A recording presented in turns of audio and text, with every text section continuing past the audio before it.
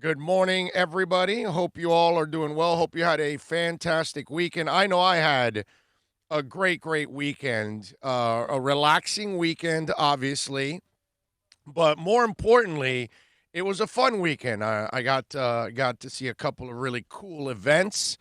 I got to see the Freddie Mercury tribute show. Did you watch that one, Bill? The Freddie Mercury tribute show? That was amazing on Queen's YouTube channel. They had it over the weekend. So and obviously done through the weekend, and then they also had the what's it called, the Prince show live at Syracuse for the Purple Rain tour. And so they were putting those two shows over the weekend. You had to watch it over the weekend, and then they pulled them. And obviously, the video was better for the Queen show. The audio on the Prince one was phenomenal, dude. I don't know how many of you watched it, but it was great, man. It was a lot that like made my weekend that I was able. The only thing that sucked for me personally is that I watched both of them on Saturday, and so I didn't have anything for Sunday. You know what I mean? So I just watched. I watched all kinds of other videos and concerts and a couple shows with the wife and my daughter that they watch all kinds of these other shows that I don't like, but I sit there and watch them while they're watching them. Whatever it is, what it is, you got to do what you got to do sometimes. But it was really good, man. The I don't know if you guys caught the Freddie Mercury tribute one, but I just wrote a list and I wrote it on Twitter when I was going back and forth. Bowie was there. Elton John and Axl Rose did Bohemian Rhapsody, and that was like really cool. Bowie and Annie Lennox did Under Pressure. That was awesome. Tony Iommi was there. George Michael, Paul Young, Roger Daltrey, Robert Plant, Ian Hunter. Ian Hunter is from Mott the Hoople, just in case for those of you. Liza Minnelli, Lisa Stansfield, Joe Elliott, Seal, Slash, James Hetfield from Metallica. The list was sick that was there in that. And I had never seen that concert before. Never watched that concert at all. And it was awesome, dude. It was a great show. Man, that was a lot of fun. I really enjoyed it. I ended up watching it like 1.5 times, actually, because I then watched parts of it over again and stuff like that, because it was really good, man. So I don't know if any of you treated yourself to it. If you did, you know what I'm talking about. It was freaking awesome. And then the Prince concert was fantastic, and the guitar solo at the end with Purple Rain, where he's walking all over the stage, up in the second level, first level, and he's just wailing away. I saw that show in the Orange Bowl. Okay, now the one thing, I wasn't as close in the Orange Bowl as I was on Saturday watching it, because obviously we had the camera shots of it all. But I do remember the concert in the Orange Bowl, and anybody that went to the Orange Bowl concert back in the day. So that's how I spent my weekend. Obviously, home pretty much like I have for the last couple of months is spending my time pretty much at home. And I know that things are opening up now, although it's not going to force me to be going out all over the place. I'm not doing that. Listen, those of you want to do it, then you go ahead and go pack in with places with other people and all that. I'm not going to do that. My wife's not going to do that. I hope my daughter doesn't. Can't control kids, but you can at least try to suggest it for them. The good thing about this is you can kind of guilt your children, right? Because you could like look at your child and say, "Hey, be careful. You might bring it home and kill one of us." And that's how you kind of guilt them. You know what I'm saying? So that's, you kind of look at your kid and say, "Hey, don't socialize, because you pick up something, then you're a carrier, you bring it home and you kill dad." And then they look at you all weird like, "You bastard, why'd you do that to me?" That kind of stuff. So, yes, So I'm personally going to be normal, like I have been the last 2 months, kind of staying away from crowds, staying away from people, kind of staying to myself, only hanging around this loser, and that's it. Okay, just kind of it's kind of worked out for me for a couple of months. I'm going to keep going like this for a while now. I mean, I can't go to a real concert for a long time, so might as well. I might as well do it the right way. So please, y'all out there, be you know responsible. Take it nice and easy here. All right, so we got a lot of things to talk about today on the program, as always. And as you see down there, you can get in many ways on the accidentlawfirm.com text line 786 322 1105. The email Orlando at bigradioshow.com. It's all there for you. I know some of you out there, sometimes you like laugh at me or point at me like we see it. But remember, this is podcasted, and actually the majority of our listeners are on the podcast. You know what I mean? So we have to, they don't get to see it. You know what I mean? So for those listening, there's multiple ways since the text line is so damn active, the accidentlawfirm.com text line, 786-322-1105. We also have the email now, and, people sometimes want to send you videos and pictures and all kinds of stuff that don't really go on the text and you can't see it on the text. Well, that way we put the email there and try to make it as interactive as possible here on the program. That's what we try to do every single day because, we're kind of like the show that really connects with our people. That's kind of what it's all about. We had a couple of, I would call depressing notes over the weekend. First, Fred Willard, actor, comedian, ended up passing away at the age of 86. And, Fred has been in countless movies, obviously always kind of playing the goofball in a way, and did a great job of it, by the way. He was awesome.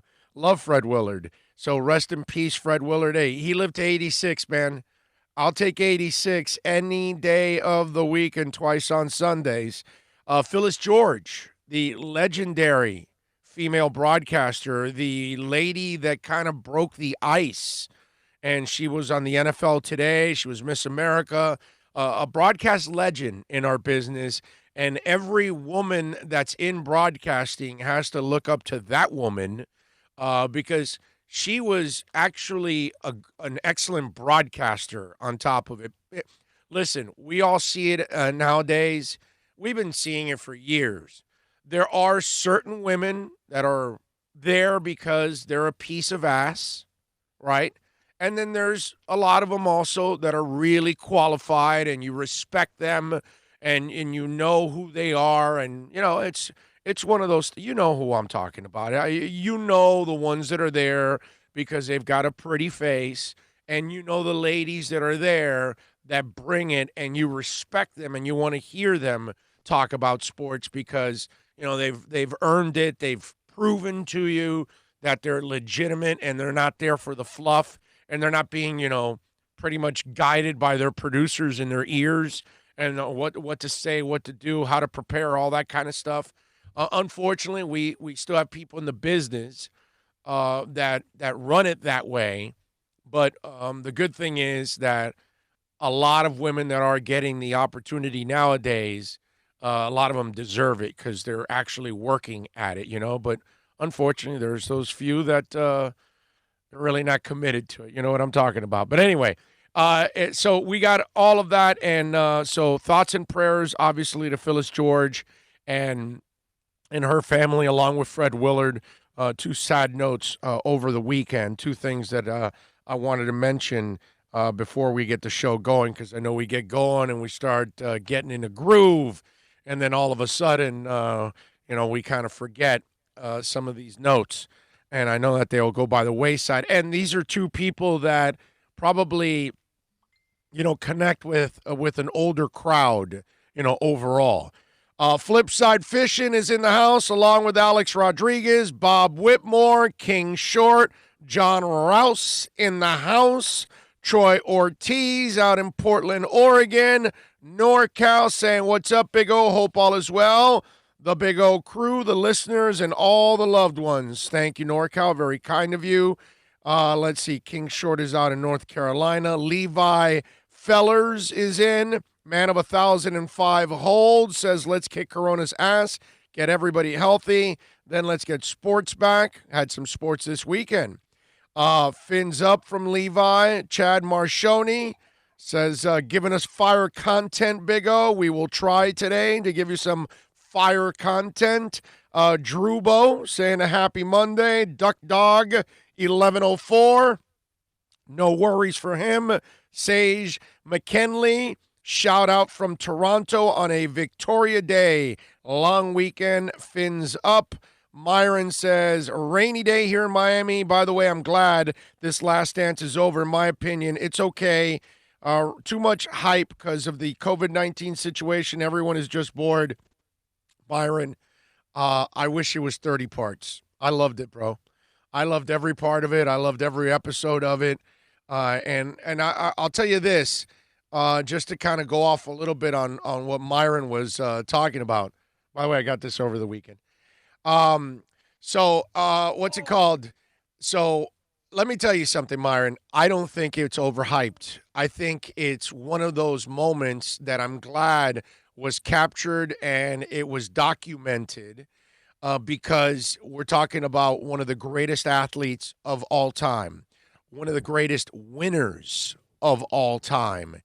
And it's really cool when you have all that documentation, that video, and that audio and everything to kind of back it up. I always say this. Go watch the history of the Eagles. It is the greatest rockumentary in history. Okay? You have never watched it, right? The history of the Eagles? No, you and me have seen it actually twice. Oh, okay. So, that's right. You did sit with me and watch it. Well, one of the reasons why it's the greatest rockumentary of all time, no band has ever put together a better rockumentary because they've got audio and video from all the way back to their early days. And so they were able to tell the story and not just hearsay and not just stories by a person saying, I was there. No. They had audio, they had video, they had all kinds of stuff that documented everything that they did. And that's why it makes it what it is. And that's part of what makes this documentary great, is that we're actually getting a lot of the video from those days, a lot of the inside stuff that was going on during those days, and the people that were involved. And because we're not talking about it 50 years later, everybody's pretty much still alive except for Jerry Krause. Myron, I disagree with you. I think this is incredibly important. Does it help that we are in a coronavirus pandemic and everybody's at home? Of course, my man. Yes, but it's not overhyped because nothing about Michael Jordan is overhyped. Everything about Michael Jordan, it's the truth. It's what it is. So I don't believe that this has ever been overhyped at all. No way. I think it's important that athletes get to see what greatness is all about and the dedication of greatness. And I'll tell you, when those people have thought he was a bully, he didn't come off to me as a bully. He came off like I told you a couple weeks ago when we were watching this. You think it's easy to be around Lombardi? You think it's easy to be around Shula? You think it's easy to be around Belichick? Of course not. When you're driven mad crazy to accomplish something, I don't care if you're in a campaign and you're trying to get elected. I don't care if you're a musician trying to land a record contract. I don't care if you're an athlete trying to chase a title. It doesn't matter what you do. I don't care if you sell stocks and you've got goals, you've got aspirations, and you want to be the best at what you do. Doesn't matter what it is. Teacher of the year, you name it. You're driven. Anybody that's driven to be the best in what they do, they have a singular focus that is going to drive you. And if you're on your way to that path, you will push everybody along with you. Because that's your job. I can't achieve my goal if you're getting in my way and slowing me down. I can't achieve my goal if you're stopping me from doing what I'm doing. No, I got to move you along. You can't keep up, then get out of here. You can't help me. It's just the way it is. Can't help Belichick win a title. He's going to get rid of you. You can call Belichick a dick all you want. And Tom Brady screaming at people, you can call him a dick all you want. He's got 6 titles. It's just the way it is. Michael Jordan, you want to call him a dick? That's fine. He's got 6 titles. So I think it's important in a world where we live with the Patriots who hide everything, so you'll never see anything. The Heat, you'll never see anything. We still don't know what Green was high on in that lobby. I'm still trying to find out what he was high on. So we don't get to really find out about the 3 titles and everything behind the scenes because there's no video. Nobody cares.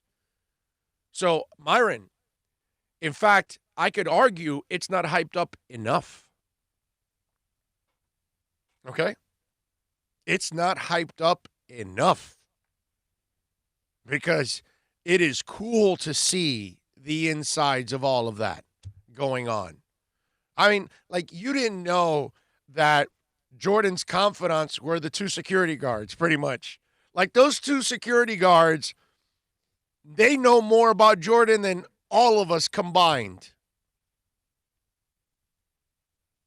Because obviously he trusted them to a T and hung around with those guys, used them as sounding boards. And it's pretty cool that the greatest player in the world is asking you for his advice because he knows that you're going to look out for him, you're going to be objective about it, and he can trust you. So, no, I disagree with you, Myron. This thing couldn't be hyped up more. And I wish there were 30 episodes.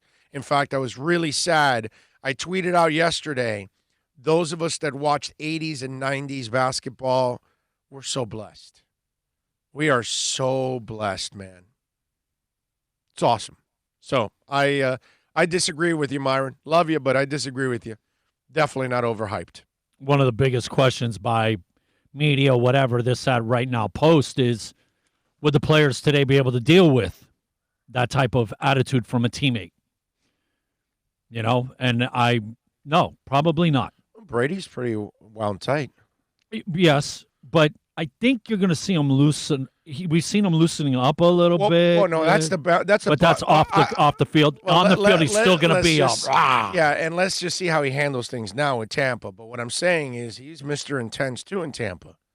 So he gets in fights with coaches, whatever. You know what I mean? You're talking the 2 most successful players on team sports. Right. I got no problem with that. And Myron Sanchez, by the way, thank you, sir. We disagree, but you chimed in on the super chat. You got a sticker in there with a dude flying like a Superman with a cape. I like it. I like those stickers. Those stickers are really, really cool. So thank you, Myron. I appreciate you chiming in on the super chat. The one thing that they mentioned to these kids today would be, I'll go to another team. Yeah. Kind of thing. Like, and they even talked about the Jordan minor league made basketball. Made the place you wanted to be. You want to win a ring, come and join us. Right. So, the other guys joined them. You know what I mean? So that's where I would say that and again, you're right, because everybody, let's go create a super team. Jordan was Superman, and everybody wanted to join on my cape. Superman. Okay, yeah. Yeah. Right. Yeah. Yeah, they were talking about even like the, I think it's FAU basketball leagues. That, like, if a coach was to be like Bobby Knight or whatever, and it'd be like, I'm out of here. I'm going to another team. See ya. Right. Myron says, it's okay to disagree, but in my opinion, only reason it's hyped because of COVID-19. Trust me, not everyone is watching this doc. No, not everyone, but a lot of people are. It's going to get great ratings. Just like the draft did, just like everything has gotten great ratings. Anthony Giandelletti says, Big O, how long until you think our alternate classic unis become permanent? Just curious on how long the process takes. If we could see them this year as our permanents in memory of Shula. No, it won't happen this year, but I think eventually it's going to happen. In the next couple of years, I think you'll see some version of the old unis come back. I'm sure they'll put their own flavor to it, like they did in the 90s. So I think they'll do something. I think it's coming. No doubt about it. Call of Duty says, I'm a dick, but I have nothing to show for it. Cubano in North Carolina says, I've been driven all my life at being the best in the world at Manuela. I think I've succeeded. Manuela is a Spanish term for a pocket pool. Okay? You guys know what pocket pool is? Okay. Big O doing the safety dance. Yes. SSAAAFFEETTYY. Safety dance. Was that Yes. that was Dania, right? Yes, Highlight. yes, at the highlight about that shirt. Opening for Howard Jones. Howard Jones. Great night, man. It was Good. an excellent night. And who was the third band? Wasn't there a third band that surprised us? Yes. And they were okay. Yeah, they were okay. I actually think didn't the girls Men Without Hats was better than I expected, actually. Right. Yes. Because Men Without Hats, all you think is safety dance. Then when you get there, you realize they actually had a couple of other hits. You're like, holy crap! And then live, they were really good, man. I was really, really surprised with Men Without Hats. Was he the one? one? I had to buy the shirt. I mean, this is one of those shirts that, come on, man. It's a talking point type shirt. You know what I mean? Oh yeah, you wear that shirt, you're gonna walk down. You're gonna get a comment every block. Yeah. For People sure. just, you always have a comment about that video. You know what I mean? So yeah. And who the hell was the third band? They were from Canada, right? Which was kind of like when you look at the video, you would think Europe. Yeah. But the guy's actually from Canada. What was the third band? It wasn't. It wasn't a big. It was. But no, it was like a performer. It wasn't a band. It was like a guy, right? Wasn't it like a name, not a band? Man, who was the third person? But anyways, if anybody went to that concert in Dania about a year and a half ago, right? No more than that. Yeah, Can't be more than a year and a half ago, right? Yeah, about a year. Yeah, something like that. Who the hell was it? But anyway, thank you for the safety dance. Let's see. Myron goes, right now I don't care about the Bulls in the Jordan life. Super Boom Shack says, safety dance or Pop Goes the World. I forgot about Pop Goes the World until I got to the concert. And I was like, wow, I remember that song. And I forgot it was them. Richard McLean says, good morning, Big O. Just finished my refreshing swim in the Snake Creek Canal. Be glad when beach again. I miss the sand. Dude, there's a canal you swim in? I don't know. I wouldn't swim in any South Florida canal. I don't care what you paid me. I'm not swimming in a South Florida canal. And if you get closer to, one I'll swim in by like Lake Okeechobee, it's littered with the alligators. Yeah, I mean, you can't win for losing here. Yeah, Don't swim in a canal. I'm not swimming no canal. Not in Florida, bro. Yeah, no way. Drewbo, the Giants told embattled CB DeAndre Baker not to participate in the team's virtual meeting so he can focus on his legal issues. Shaking my head. Yeah. He might bring a virtual gun to those meetings. Pat in Asheville, Marino used to scream at his teammates on the field. Yeah, man. I mean, you want to play with people that are driven. That's how it is, man. You have to wait 5 years before changing uniforms. Our last change was 18, so 23 the next opportunity unless the NFL makes an exception. The NFL won't make an exception, but 23 sounds about right, Pat in Asheville, that they would make it. Look, if you listen to our interview with Tom Garfinkel, you can tell that he is open to some changes. You know what I'm saying? So what time did we start? We're at the 29-minute mark. Okay, but we did 5, so we're probably 24 minutes into the show. Oh, I see what you're saying, because the show music was playing early. Right. Okay. Yeah. So we're probably 24-minute mark, give or take a few. Okay, that way I know where the hell I'm at. Sure. On the clock side. Let me ask you, just before we get away, Is the NFL a little anal and ridiculous with their rules on the uniform? And I mean, your sock has to be this high and you can't wear that and you got to have this. And they actually have guys at every game looking Right. on each end of the field, watching your team. Randall Hill does it. Yes. Oh, he's one of the guys. Randall Hill does it here. And it's just marking down fine, It was fine, Nat, it was fine. Nat Moore for 30 years. And then now And obviously you're getting a nice Randall little check, so Hill. you're going to do your job really good. it's a job. And they could Your see it on job. film. Hey, you missed this guy's socks. It's not up to his knee. And It's your job, dude. yeah, It's right. your job. You got to do your job. It's a little ridiculous. So it's yeah, completely ridiculous. And trust me, Nat Moore won't tell you. Randall Hill won't tell you. because they're in the inside. They know it's ridiculous, but it's a But- job. And that's your job. And you got to do it. So, Yeah, it is what it is. It just, and the players know that you're not supposed to wear this and you can't wear that. And so if you want to go out and wear a watch on the field, like Odell, and then, what are you going to do? well, Then some of find these his guys ass. with their thigh pads and knee pads, like I'll give you the $10,000 for every. I'm going to be able to run faster. They look at it as impeding their physical ability. Yeah. What was his name? Used to refurbish his shoulder pads from Optimist stuff back in the day. Well, let's go to Super Chat again because Finn9113 along with Myron Sanchez giving us a little Super Chat. I know that, dude. Where'd you get this? Super Chat. Oh, gnarly. Awesome. Totally awesome.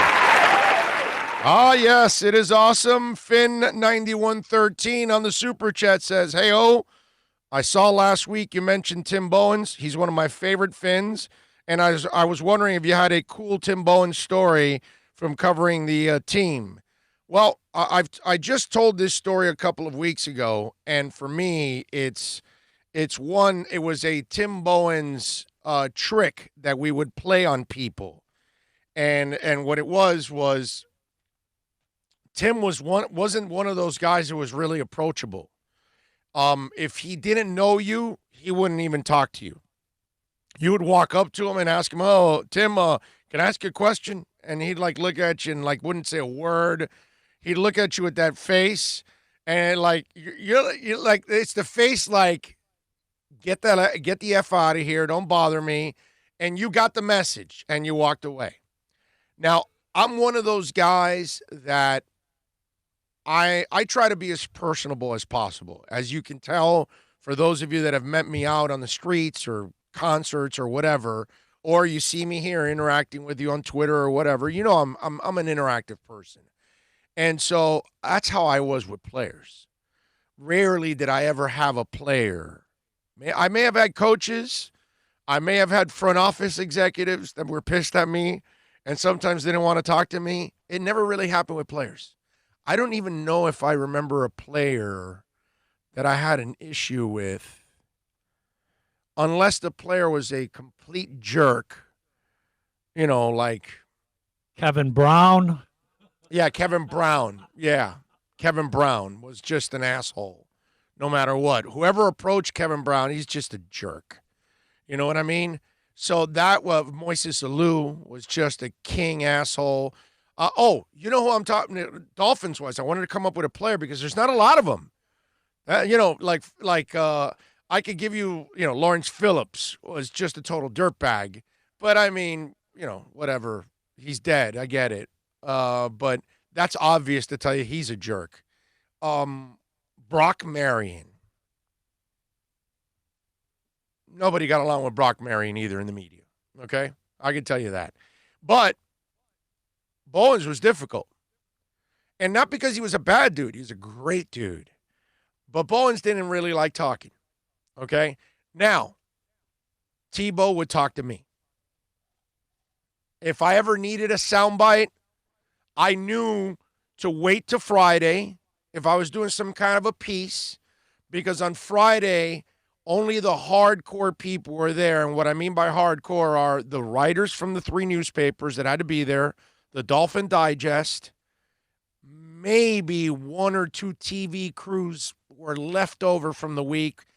Usually it was Wee Wee, Channel 4, or Pete from Channel 7. It was kind of like the hardcore guys. Most of the other TV outlets kind of they kind of shut it down. They got all their material by Thursday. Because Wednesday and Thursday are the complete whore days for the media. Friday is kind of a light day. So I would wait for Friday because I knew there was nobody around. And so then Timbo would come in, sit down, and I could walk up to Timbo, get one soundbite, BS with him a little bit, get one soundbite, and I'm out, right? I didn't want to do it on a Wednesday or Thursday because then other people would come in and come around me and start putting their mics next to mine while I'm asking. I don't want to give them my material, so I wouldn't ask. And nobody was going to approach Timbo. So because Timbo wasn't the guy you approached, especially if you didn't know him, you were done, right? So it was cool because when we had a virgin in the locker room, okay, and that person had never talked to Tim Bowens in their life, and we knew it because we were there every day in the locker room, so we knew who were the newbies and who were not. So we would grab the newbie and say, oh, yeah, no, Timbo is great, dude. Go over there and ask him this, ask him that. And then we would all stand there and just watch him, whoever it was, get embarrassed, right? Because Timbo just, it wasn't like in a bad way. He doesn't scream at you. He didn't do anything. It was just. He just had to give you the look. Right. Yeah. Some of you have that dad, right? That when your dad would, like my dad had that look, and I knew I was screwed. You know what I mean? It was just that look, and that look that just like. Your ass is grass, it went dude. right through your body. Like, I just disappointed him. I just pissed him off. What a dick I am. You know what I mean? It's like all he needed was that look, and you had every part of guilt in your body light up, right? That's kind of what Tim Bowens did to you. And then the person would come back to us and like, you dick. By the way, that's the word of the day so far. So it's I guess it's everybody gets to be one every once in a while. So yes, we were D-bags to the new person, and we send them to Tim Bowens. And again, I can't give you a story of him screaming at people because that's not Tim Bowens, dude. You know what I mean? Tim was just, he gave you that look, and then he just kept looking down, and you knew, just leave, bro. You weren't going to badger him anymore at that point. You know what I'm saying? Just leave. Just walk away. You have been shunned, okay? Just go. So, yeah, there you go. There aren't a lot of, you're not going to get any type of colorful Tim Bowens stories because that's not who he is. That's just not who he is. Now, it may have happened behind the scenes with players amongst each other, but with media members, nah. Timbo was pure class, man. Pure class. Love Timbo. One of my favorite guys. The look from Dad. Please, let's just do it quick. Just give me my punishment. Yeah. That's it. Yeah. And I'm walk away and done. Please. Yeah. Thank you. Anthony, by the way, Giandelletti is chiming in on the super chat. Fire it off. I know that, dude. Where'd you get this? Super chat. Oh, gnarly! Totally awesome! Anthony, thank you, sir. Appreciate you. Thank you. There we go. All right. Let's do this. Let's take a quick break here. We'll come back on the other side. We will continue. I got to talk about something on the other side. I got a topic that's gonna. I don't know. I'm gonna get a little emotional about this one. I'm gonna get a little pissed off, a little fired up about this one, because I just find it insulting. On the flip side, there's part of it that's inspirational, and we'll talk about that next. It's a buyer's market at Toyota of Hollywood. Over 1,500 Toyotas on the ground, and truckloads just keep on coming. Now pay up to 50% less. 2020 Camry, not $29,000, $17,775. 2020 Corolla, not $22,000, $13,775. Buy a new 2020 Toyota with 0 down and 0% financing, or we'll make your payments till 2021 at Toyota of Hollywood, the #1 volume Toyota dealer on 441 between Hollywood Boulevard and Sheridan Street. Are you tired of watching the same old travel videos on the internet? Well, then check out MikeNoGoZones.com, a travel documentary that's breaking barriers. I go to the places that the media tells you to fear, where no one else dares to go. Baltimore, Opelika, South Side of Chicago, and more. Go to MikeNoGoZones.com.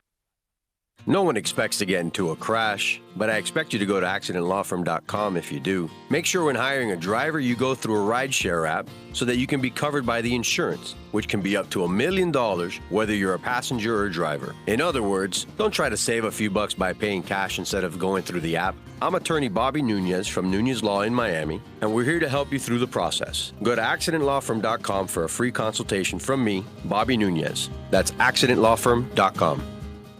America's safest and best-selling compact luxury SUV is at Acura of Pembroke Pines, and this is how we do it. RDX, $339 a month at Acura of Pembroke Pines, the #1 volume Acura dealer.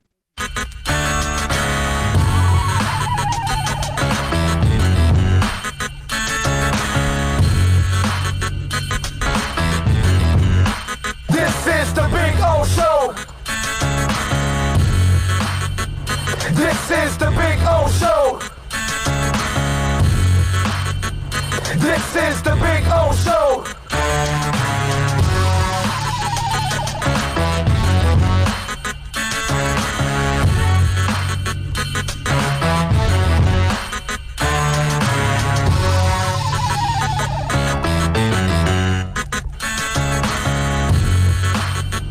This is the Big O Show.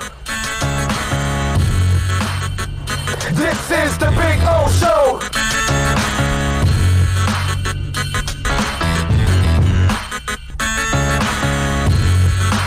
We back. All righty, lots of things to talk about today on the show. Just out of curiosity, did you watch any NASCAR? Because I did not watch one lick of it. You know what I did? I did record it to like just highlight, get to a crowd, the usual stuff, And I do, when the race is on, I do a 20-minute, 20-lap, 30. I wanted just to watch bouncing. it. I completely, Well, you know what happened to me? SVP got on, and I saw that Harvick won it, and it like highlights, and it was like, okay, I guess I don't have to go through the 4.5 hours I recorded. I got it in a 2-minute clip. I didn't watch anything, dude. There was. By the way, do you know anyone that watches Korean baseball? No. Because I had take the Korean baseball challenge. Remember we had some fun months ago with the Ryan Fitzpatrick challenge that I told you, okay, so how many quarterbacks win 5 games with that Dolphins team? That was a really good one, man. And not a lot of people, right? Here's the other challenge. Well, I gave you another challenge recently too, right? Because the people that tell you, well, as many people die about on the flu, and you all you got to do is ask people. So, how many people do you know personally that died from the flu? And they'll look at you and they'll go. And then you ask somebody, hey, you know anybody that's died with COVID? And a whole bunch of you will say, yeah, I know somebody. It's interesting, huh? Interesting. So, the challenge? Which challenge?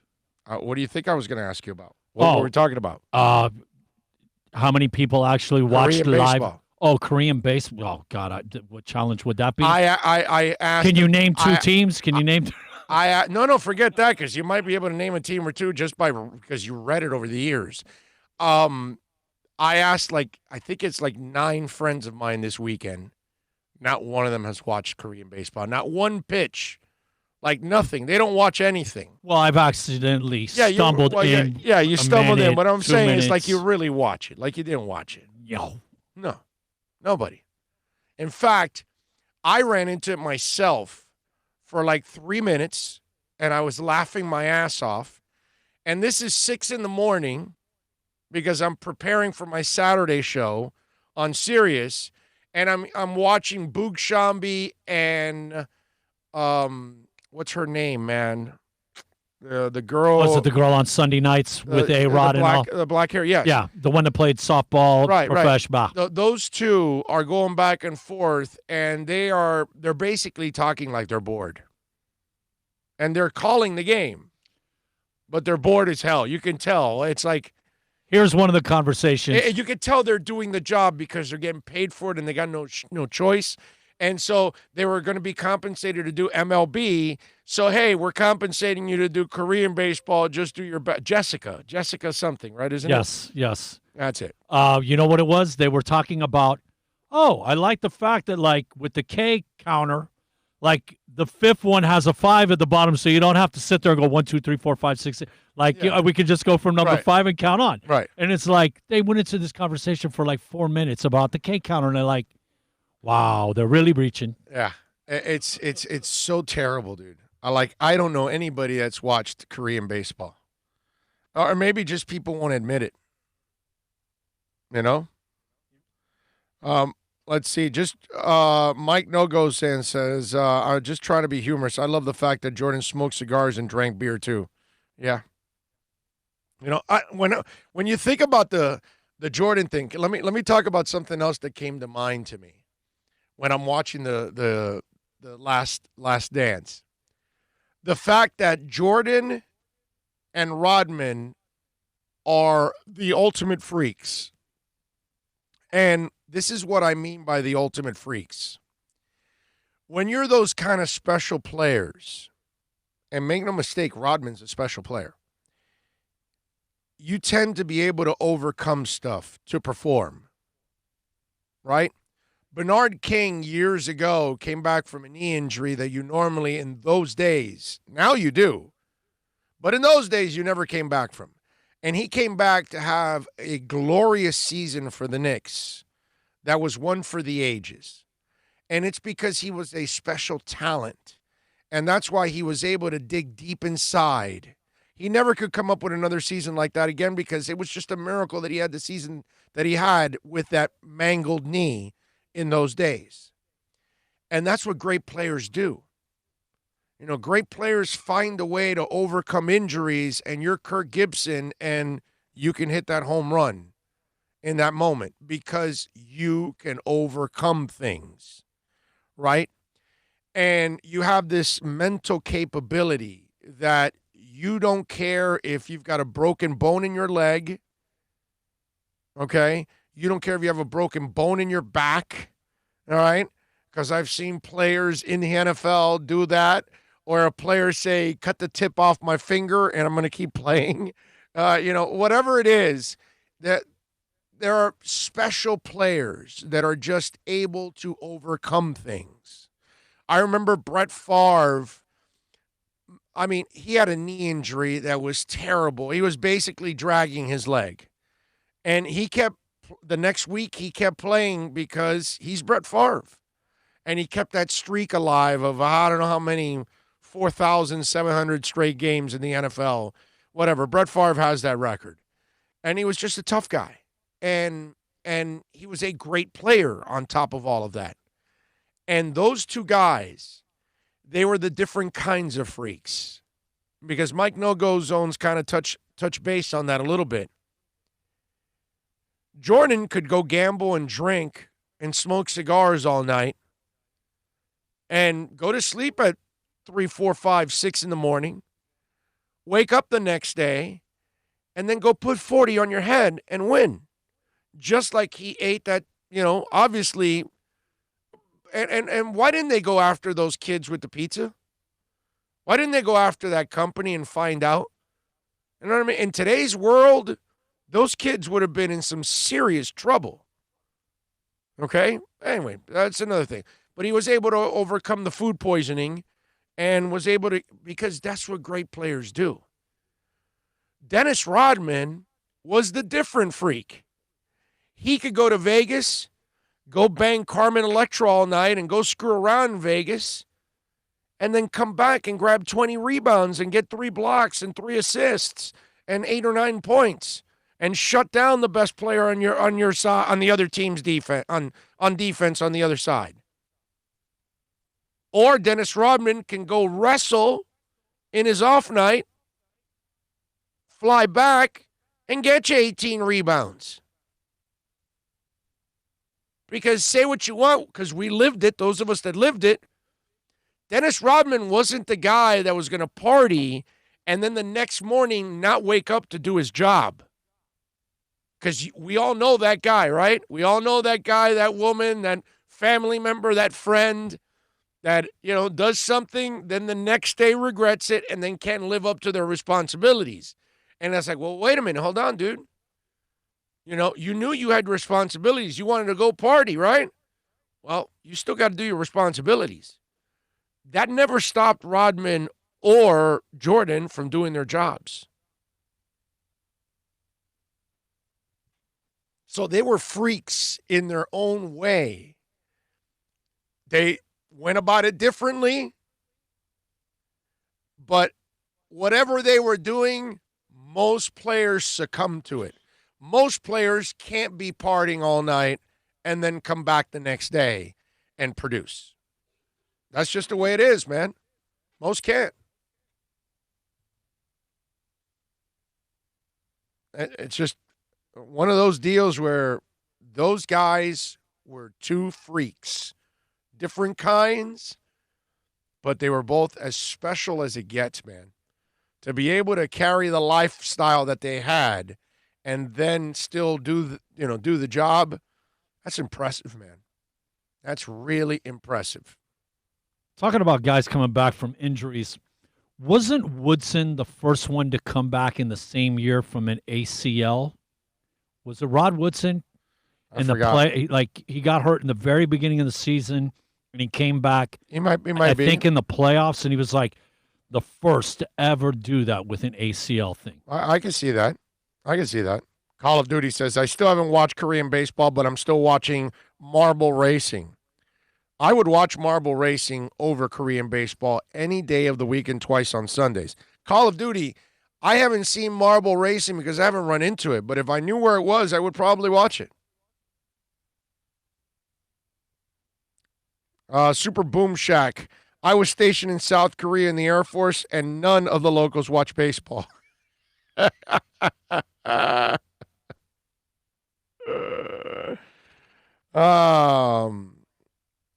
do we have here? I love it. You guys are awesome.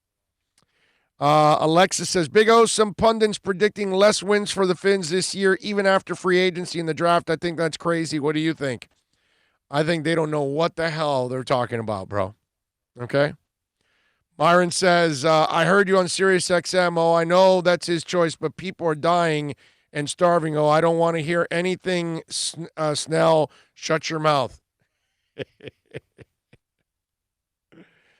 All right. Well, I talked about it during the week on the show, the Snell stuff. Now, let me get into something that I do want to talk about, and that is the NFL now and their new rule to hire minorities. Now, I got to tell you something. I understand that they're making an effort to try to get them to hire more minorities. And I understand that. And right now, what do we have? 4 coaches out of 32 are minorities, and 2 general managers out of 32 are minorities. So it's a major problem. It's been a major problem forever in the NFL, hiring minorities. But this thing about giving teams incentives if you hire a minority, I find it insulting. And it shows you also how these owners are so out of touch that they think they're doing something productive and something progressive. And it doesn't, I don't think they realize how racist this makes them look, actually. Because basically you're telling the world, well, we have our racist point of views, but we're going to try to get out of those racist point of views by incentivizing our owners to try to hire minorities so that way we could get more minorities in the mix. Basketball has no problem hiring minorities. Why? Basketball doesn't have a problem with a gay player. Why? Basketball doesn't have a problem hiring women. Why? Well, because basketball is actually progressive.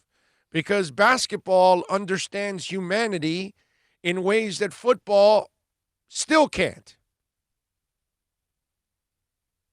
And I understand that you're trying to get people to hire them.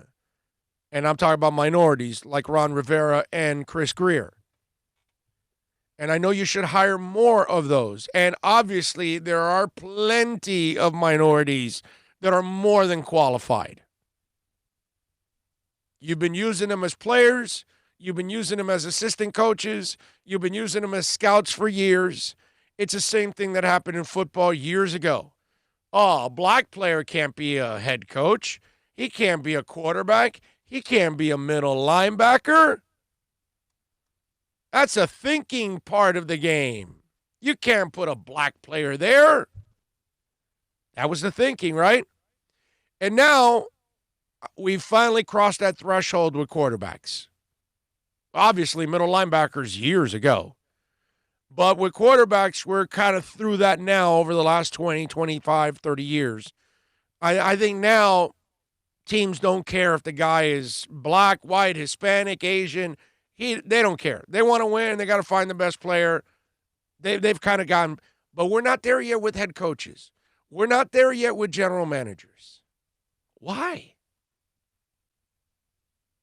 Why do we keep passing up people that are qualified?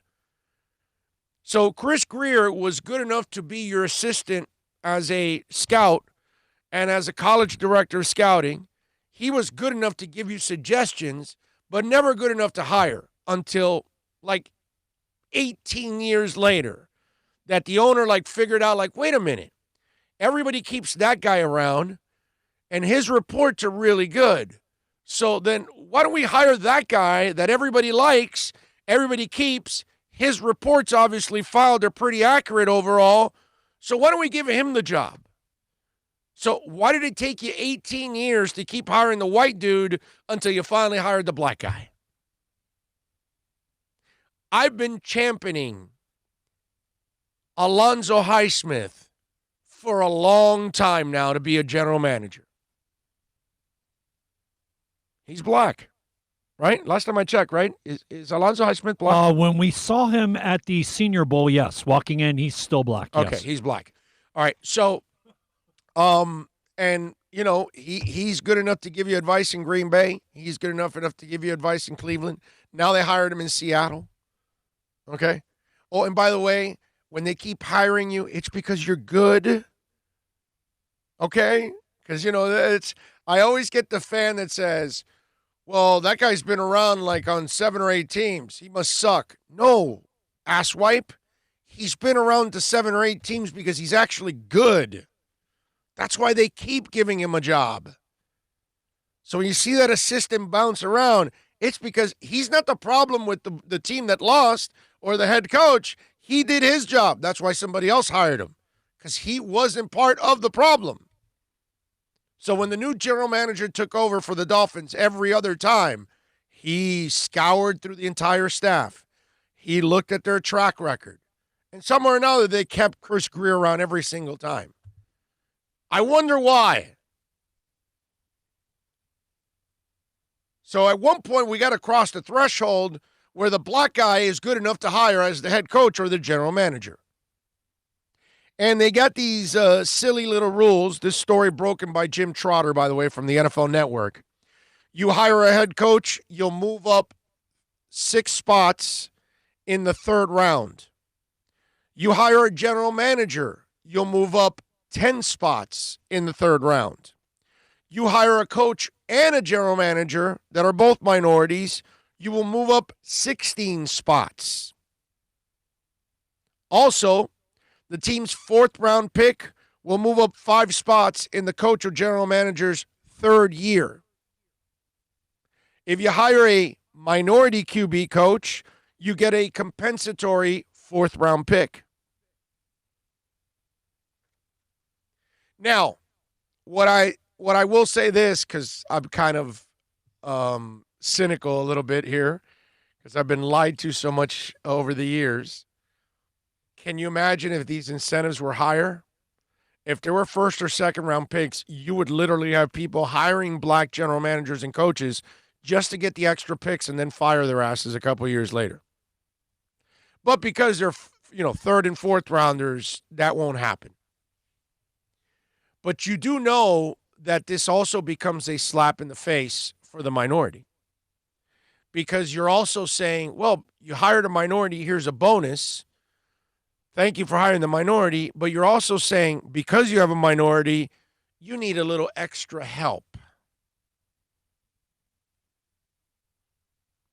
The optics are not good.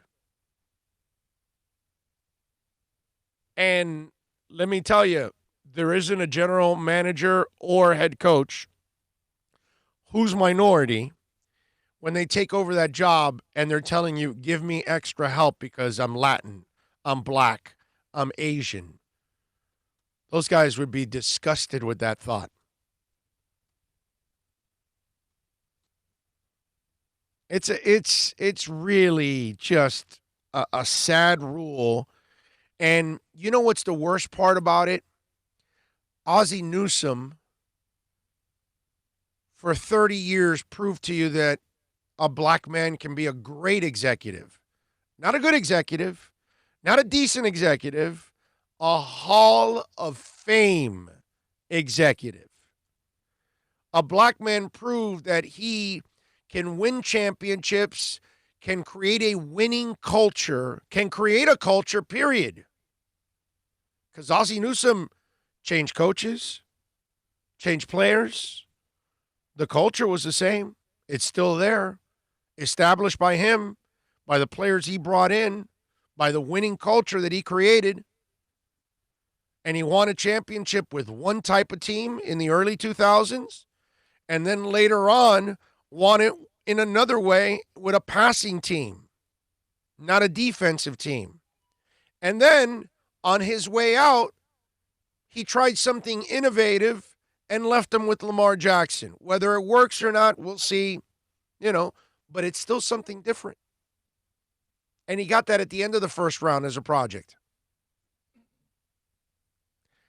We had Tony Dungy head to the Hall of Fame. Black coach. Success in two different places. Won a championship with the Colts. I mean, how much more do you need? You got a black general manager, you got a black coach. Well, why don't you go find the next one? NFL. But you don't. And we have Mike Tomlin, who's the younger version of Tony Dungy. And, I mean, two different types of the way they coach and the way they carry themselves. But my point is, another minority. So it's not like examples didn't exist. It's not like we didn't have minorities that didn't have success. All three guys that I'm talking about, two of them are Hall of Famers, right?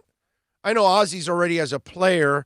They haven't put him in as an executive, but, I mean, that's only a matter of time, right? That's like a no-brainer. Tony Dungy's a Hall of Famer. Mike Tomlin's headed for the Hall of Fame. I'm sorry, you don't hire a lot of minorities, but some of them are turning out to be Hall of Famers. Well, why don't you hire more?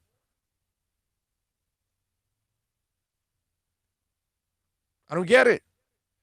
And so you got to come up with this cheesy-ass rule to try to tempt people. And look, I know I've already heard it from Dolphin fans.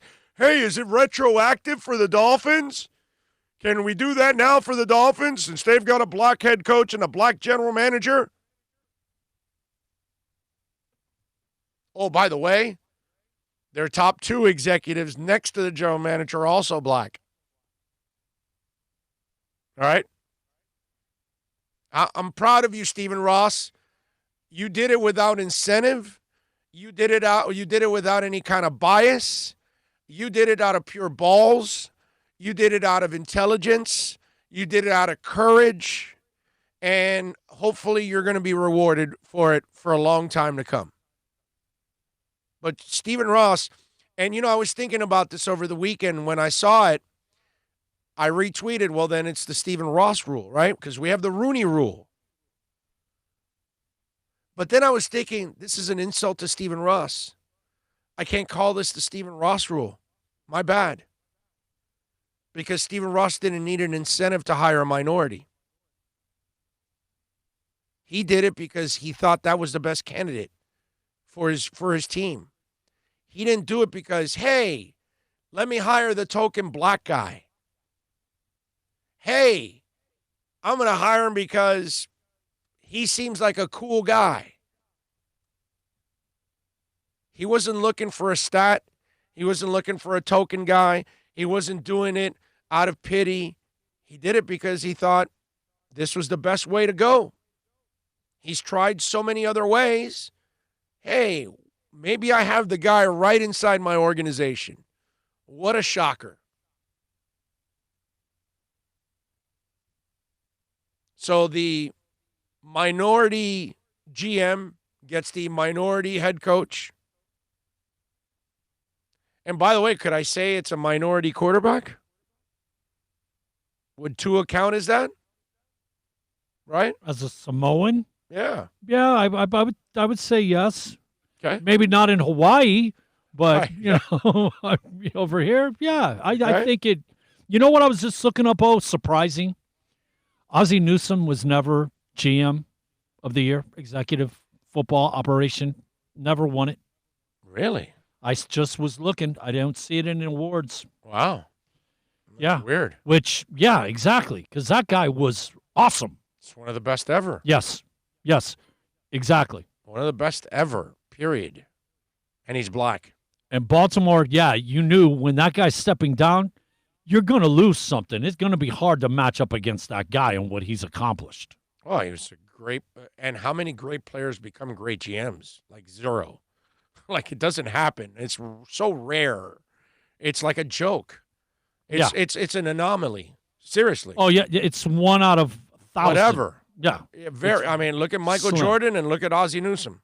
It's like Oh, that's night and day. Yes, yeah. You couldn't be more polar both opposite. great players. I know Michael is the GOAT, and I know Ozzie is not the GOAT, but damn, he's one of the greatest tight ends I've ever seen in my life. I mean, one of the greatest. For his time, Ozzie probably He's a was beast. the best. Yes. Beast. Well, he was in the Kellen Winslow era he's the back end of the Kellen Winslow era.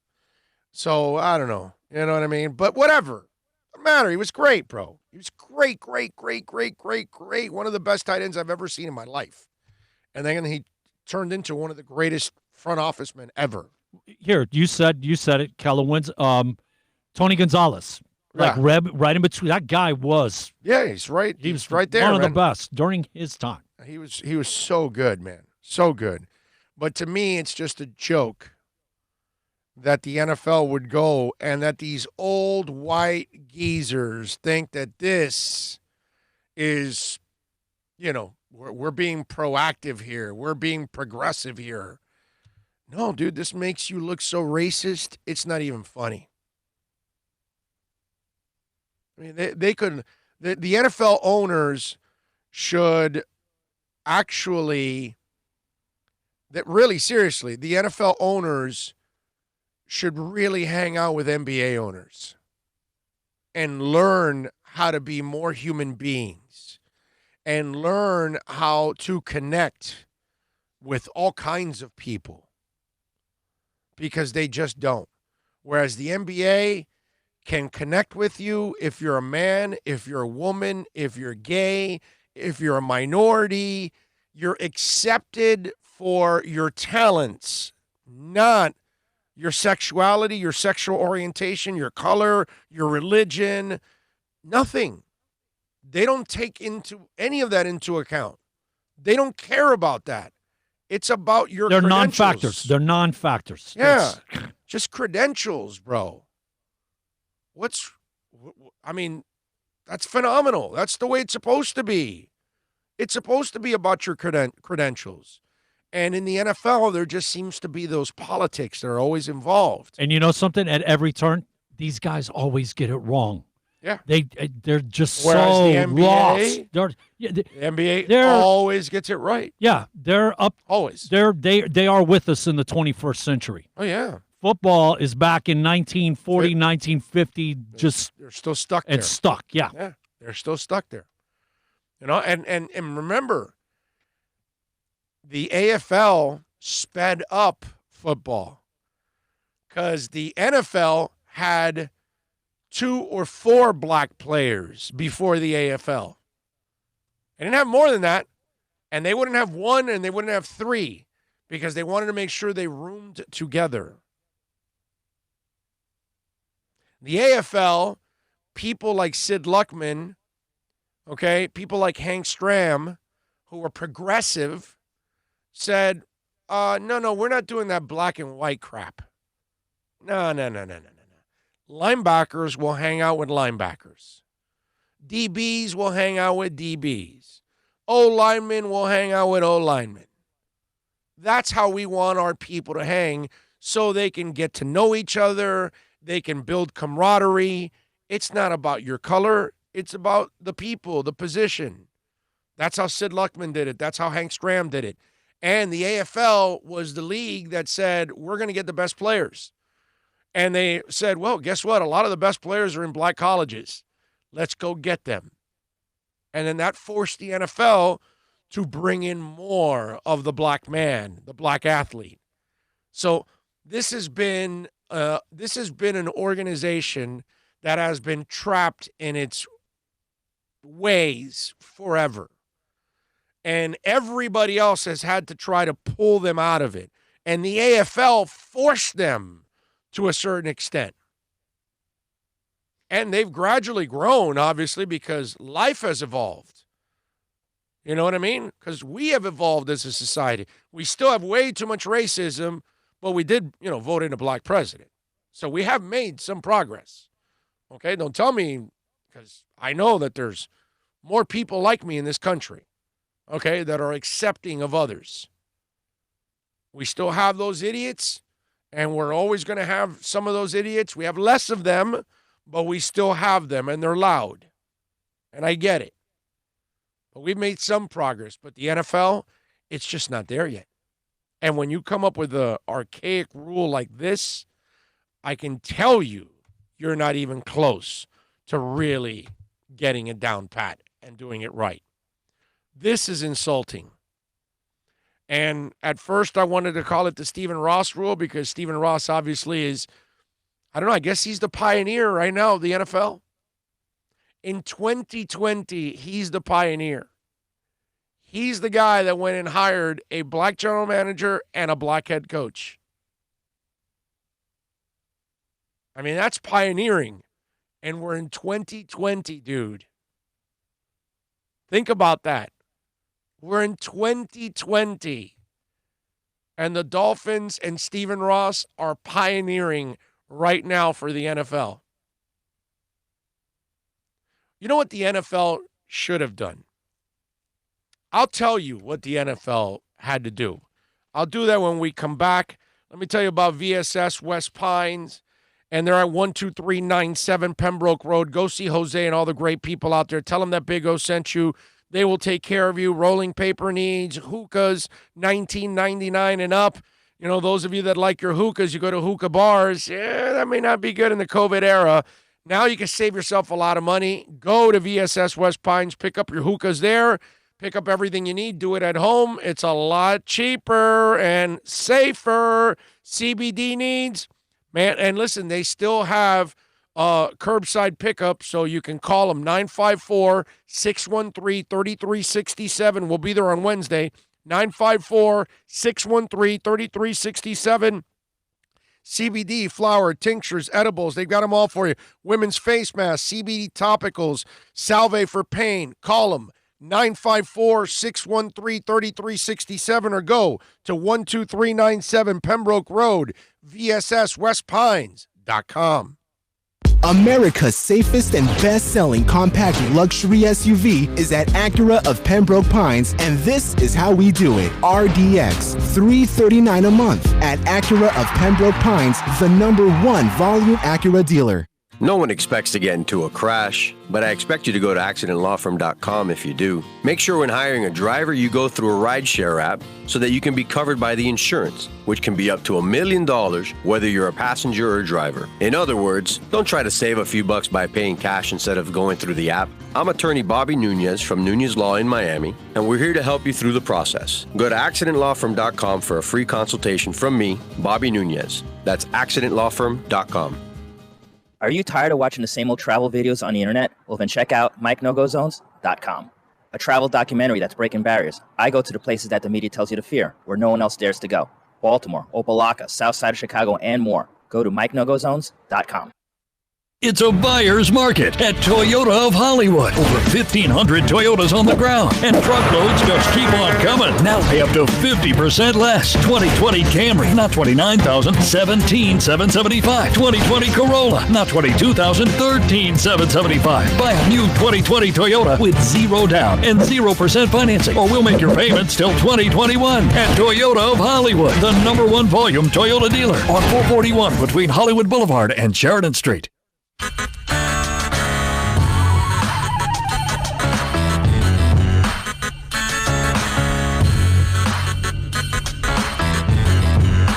This is the Big O Show.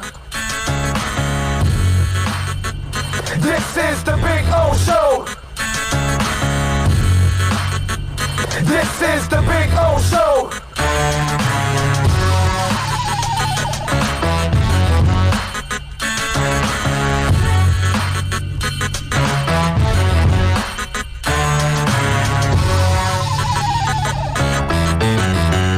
We back. Wow, we got an hour in already. All righty, we are rocking and rolling as always here on the program. And the NFL, instead of coming up with this really weak-ass rule on trying to motivate teams to hire minorities, you know what the NFL should have done?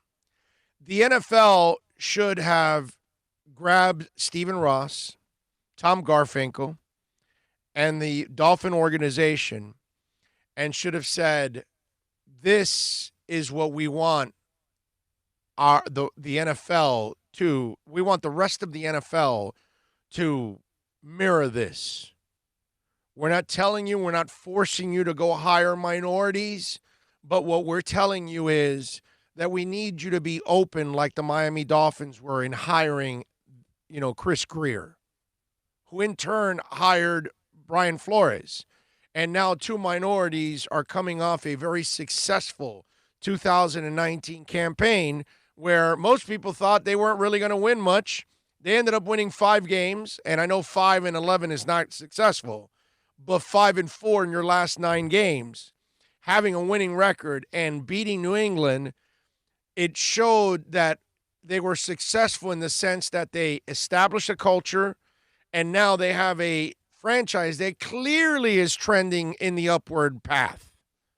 And now they've got Tua, which could be the future at quarterback. And in 1 calendar year, the Dolphins hired a black general manager, a black head coach, and could have a quarterback for the future. You realize that in 1 year, they could have changed the entire fortunes of the franchise from 20-something years. And that's what the NFL should be doing, profiling the Miami Dolphins to NFL teams. And to say, hey, when you're searching for a quarterback, why don't you call Stephen Ross and Tom Garfinkel? Why don't you ask them about the process they went through and they ended up hiring a minority? Because our game is littered and filled with minorities. They have contributed to the history of this game. They have been pillars of stability for this game. Yet, we are not using them as a resource to teach our young men about what they're going through in the NFL. Because don't you think that a young black athlete wants to hear what Tony Dungy has to say? Because there's a good chance that Tony Dungy actually understands what that player's going through. Physically, emotionally, politically, everything.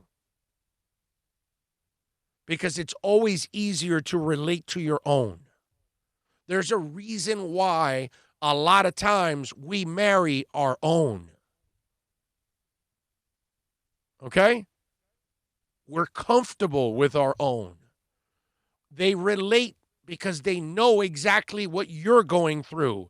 They know what you're thinking because they're thinking it. I can't think like a black man.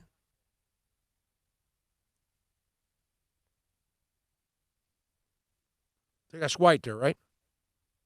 Right? Think it's white? Yeah. Can't. So I can't sit there and tell a black man what he's going through and what he's experiencing in anything in life because I can't relate to him. I can relate to him if I'm a football player and he's a football player, but at one point or another, life is going to intersect with football. Life is going to intersect with basketball and hockey and baseball and soccer. And so a lot of times you may need somebody you can relate to. And if your sport is predominantly black, it behooves you to have a lot of your leaders be black. If I was running a newspaper, not that there are many left, and I had to hire a writer to cover the Marlins, you bet your ass I'm hiring a guy that's bilingual.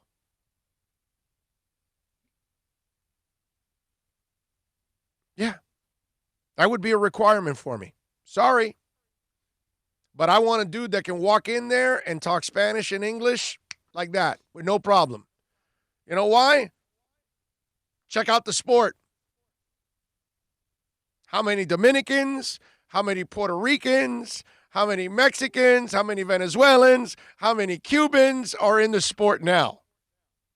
Some of your best players happen to be Latin.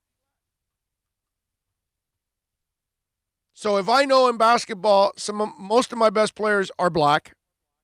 If I know a large portion of my players in football are black. If I know that a large portion of my players in baseball are Hispanic, then kind of, you know, and to baseball's credit, you see more Hispanics involved. A couple of them are cheating a little too much, and maybe they shouldn't. But anyway, you do have some Hispanic managers there, so they're making some headway there. If some of them would not cheat, it would kind of help. But, hey, Beltran Cora, what can I tell you, bro? Way to represent. Anyway, so I'm just saying, it's logical to go after those kind of players because those are the people that represent your sport. That's all. And listen, I'm not telling you to hire the black, the Hispanic, the Asian person just because they're black, Hispanic, or Asian. That's stupid. I'm not for that. I've never been for that. Okay? Never. But if they're qualified, damn it, dude, come on. Let's go. Give them a break. They earned it. You're not giving them anything. You're opening the door and maybe bettering your franchise, your business by allowing the most qualified individual in the door, not the most white individual in the door. That's the difference.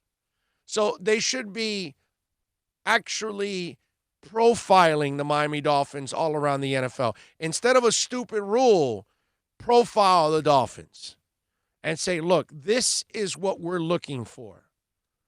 Chris Grier is more than qualified.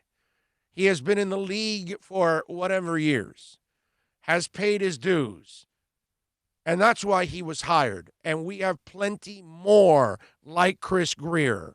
Let's give them the opportunities and stop passing them over for other people who are less qualified.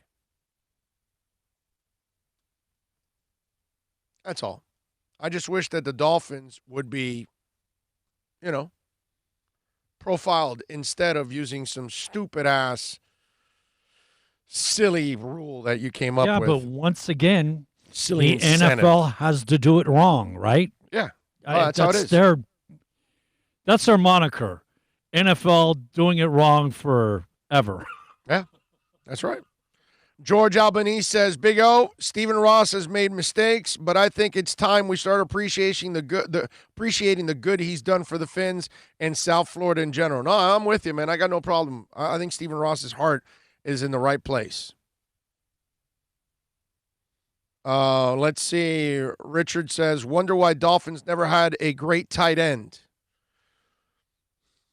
Yeah, I mean, Keith Jackson wasn't he was a hell of a tight end for us. Randy McMichael was a good tight end. Edmonds had a couple years. A little bit, yeah. His hands weren't consistent enough for my liking.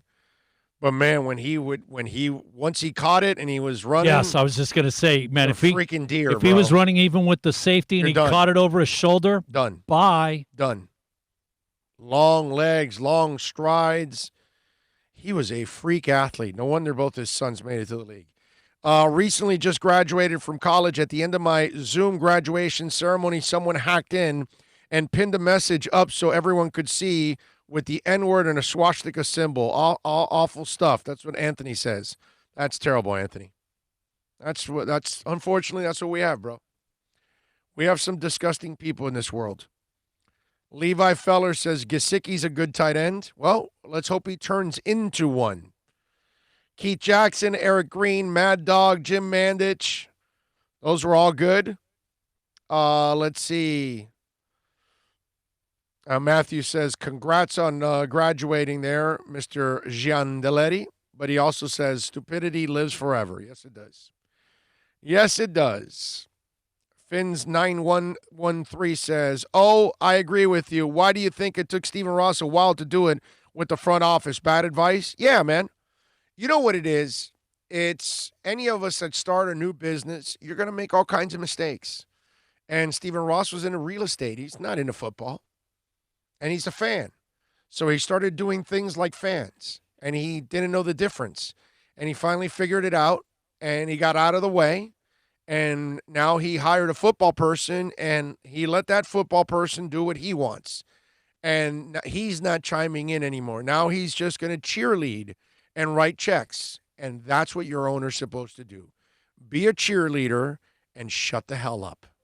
It almost seems like wanted to take the shortcut and the glitz and the glam and the orange carpet, you know what I mean, and kind of shortcut it and the big splash, you know what I mean? Right. And it doesn't, all that crap is, learned his lesson. It's bells and whistles, man. It's not substance.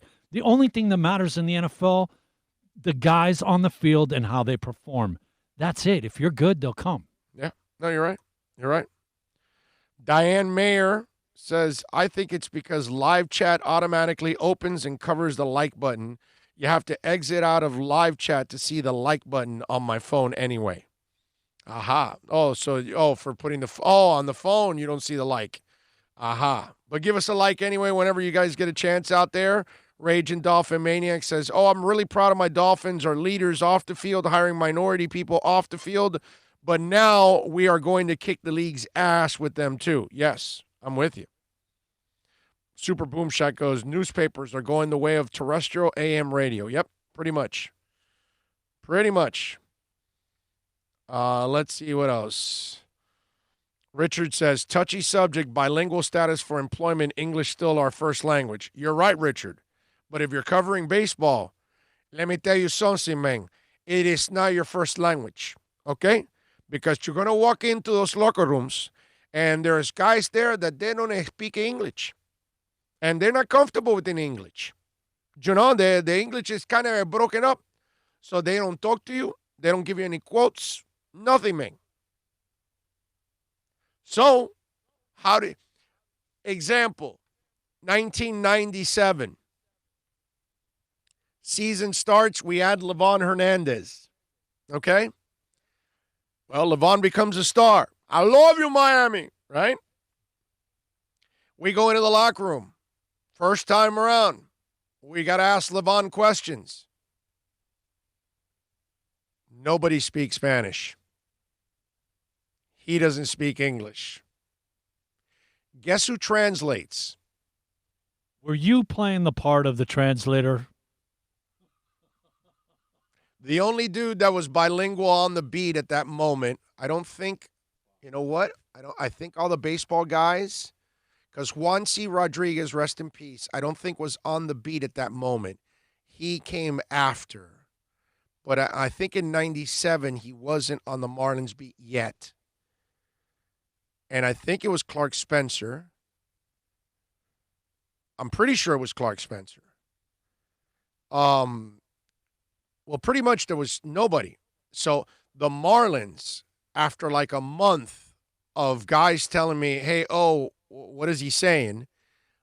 They hired a PR person that was bilingual just to translate for Levon. Because you have to translate for Levon. You can't keep Levon away from the media. He's a star at that moment. Like every time he has an outing, something amazing happens. So you got to talk to him. You know what I mean? So if you're a writer, okay, don't take it personal, my brother. Okay, this has nothing to do with, America and American being your number one language, and English has to be the language of choice, and this is America and all that crap. I get that, dude. Okay, I'm as American as it gets. That has nothing to do with it. My point is, if I'm an editor and I want to break stories and I want my reporter to have an edge over the competition in baseball, my writer has to speak Spanish. If that writer cannot fluently talk Spanish, I will not hire him. That's if I'm in charge, I'm the editor. All the other beats in this country, English all the way, I don't care. In baseball, my writer, whoever my beat guy is, beat woman, they must be bilingual. Because I want them getting to know all the players, not half the players. Half the players means only half the chance to get stories. You can speak both languages, you got a shot at breaking more stories. So it's not a bias thing, it's an advantage thing, man. That's all. Can't look at it that way. Can't look at, he's taking away a job from somebody. No, dude, I'm giving myself and my business the biggest advantage to get stories. Doesn't that make sense? Oh, totally. I mean, look, watching the Yankees game, the post game and stuff like that, there's some players that try, but there's ones that don't, and you got to have the translator there. And, when you can't talk directly to somebody, you know what I mean? Let's face it, something gets lost in translation. That's right. If you can't, just in that business, just that one sport, I would have to have a bilingual person. Have to, bro. It's only logical. Yeah. The majority of people you'll be able to reach and get, like you said, some substance. Yeah. You'll get something that you're going to get something the Anglo guy's not going to get. Definitely not. Guaranteed. And when, I don't know, 70% of your stars, 60% of your stars are Hispanic stars. That's an easy right on the mark. Yeah. I'm just saying, we relate to our own, man. Going back to that subject. I'm just saying. It's just the way it is. It just comes out of us. It's normal. Let's see. What else? You guys are talking Dolphin tight ends. That's a really short subject. Let's see. Ross tried to get a bad Madden user who drafts through MUT instead of just hiring good Madden players who can win a game no matter which roster. Rosendo Marco says, good afternoon, Big O. Whatever happened to Ray Farmer after his tenure with Cleveland? I don't know where Ray Farmer is now. I think he's somewhere, but he's not a GM like most of them. You get booted in Cleveland, you're screwed, bro. Doesn't matter who you are in Cleveland. I mean, they just fired They just fired Alonzo Highsmith and got hired by Seattle within, a couple weeks. So it's Cleveland. Seattle wins big time. Yeah, Cleveland is a disaster. Doesn't matter. Whoever goes to Cleveland is screwed. Baseball has been very, very good to me. Jess, Chico Escuela. David Pridman says, Johnson was one of my triocas of tight ends in the early Marino era with Bruce Hardy and Joe Rose. Those were all solid. None of them were great tight ends, but they were all like solid players, man. They didn't drop the ball. They caught it. They were good hands, man. Like Joe Rose wasn't ever going to be labeled like this great tight end. But I'll tell you what Joe was, dude. Dude had hands, bro. Dude had hands. Diane Mayer says, I love this show, tuning in from Gainesville. Thank you, Diane. So we've got Diane, we've got Lisa, and Alexa. And oh, wait a minute. Damn it. Lakeisha. Is Lakeisha back? We haven't. I don't know. I have not heard from Lakeisha. So Lakeisha, Lisa, Alexa, and Diane. How about that? Any other ladies out there watching? I know we got over 100 here, like 139, I think it says here. How many other ladies are in the house? Chime in there on the chat board. But I know those four that I exchange with all the time here on there. Alexa is always there. Alexa is hardcore, and Lisa. So Diane, welcome aboard.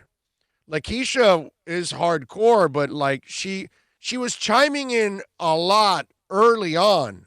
When we had started early, when there wasn't a lot of people, Lakeisha would be on a lot. every day. Yeah, now that we've got, obviously it's a lot harder to get to everybody.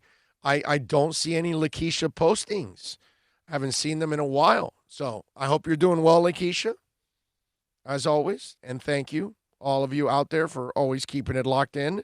888-623-3646 if you want to get in on the accidentlawfirm.com text line. That's 786-322-1105. That's 786-322-1105. Jess in Minneapolis. Wait, hold on. So is Jesse, you know what? I don't know now, Jesse, male or female now? I'm not sure now. That's a very good point. Yes. Jesse says, I viewed the Prince concert last weekend. I had to keep reminding myself that this was 35 years ago, and it proved itself as such great songs with Prince in his energetic, athletic prime, but obviously lacking the production of today. The 07 Super Bowl performance was much more impressive. No, I get you. But it was such a great song list, man. And it was the revolution, too. That was the other really cool thing that when I was watching the concert, I was like, damn. Lisa, Wendy, the doctor. Everybody was there, man. And that was the cool thing, too, about that one, Jesse. So I don't know if Jesse, now, because Jesse could go both ways. Not sure. So you got to tell us, Jesse, because I don't know if we've clarified that in the past. From Richmond, Virginia, we got all this long we thought Jordan had the flu. Now they say food poisoning. How about hangover? You never know. It could be. Could have been a hangover. Either way, he overcame it. But I'm telling you, those kids, they could get in some serious trouble. Big O, I love the show. Ron from Michigan, 2 quick points. Third stage. Oh, no, wait a minute. I'm sorry. Jessica Mendoza is the new text he's sending in. Yes, Jessica Mendoza, that's her name. Thank you. She does a good job, man. I like Jessica Mendoza. Great energy. Her vibe is so good. I like it. Oh, you are truly a delight to listen to. O for President 2024. Thank you, my brother. And I appreciate your love, but there is no way I would ever want to be president, ever. Majorly underpaid job. Yeah, no, and I would end up dead. I would have a heart attack having to deal with the presidency. Yes. Big O, how many wins for the Dolphins this year to coincide as a successful season? Well, 6 or more is successful, my brother. Anything you win over 5 is successful. I can't give you a total yet until we get to the end of whatever the preseason's going to be. The week of leading to the regular season, that's when I'll give you my prediction because then I know who's healthy and who's not. Okay? So that's what we got to do. Jesse Mail. All right, Jesse, now we cleared that up. Okay. Jess and Jesse is me. Mail. Gotcha. All right. All right, good, because we really never cleared that up. And I didn't want to assume one way or the other because then you know what happens when you assume. And I'm used to making an ass of myself.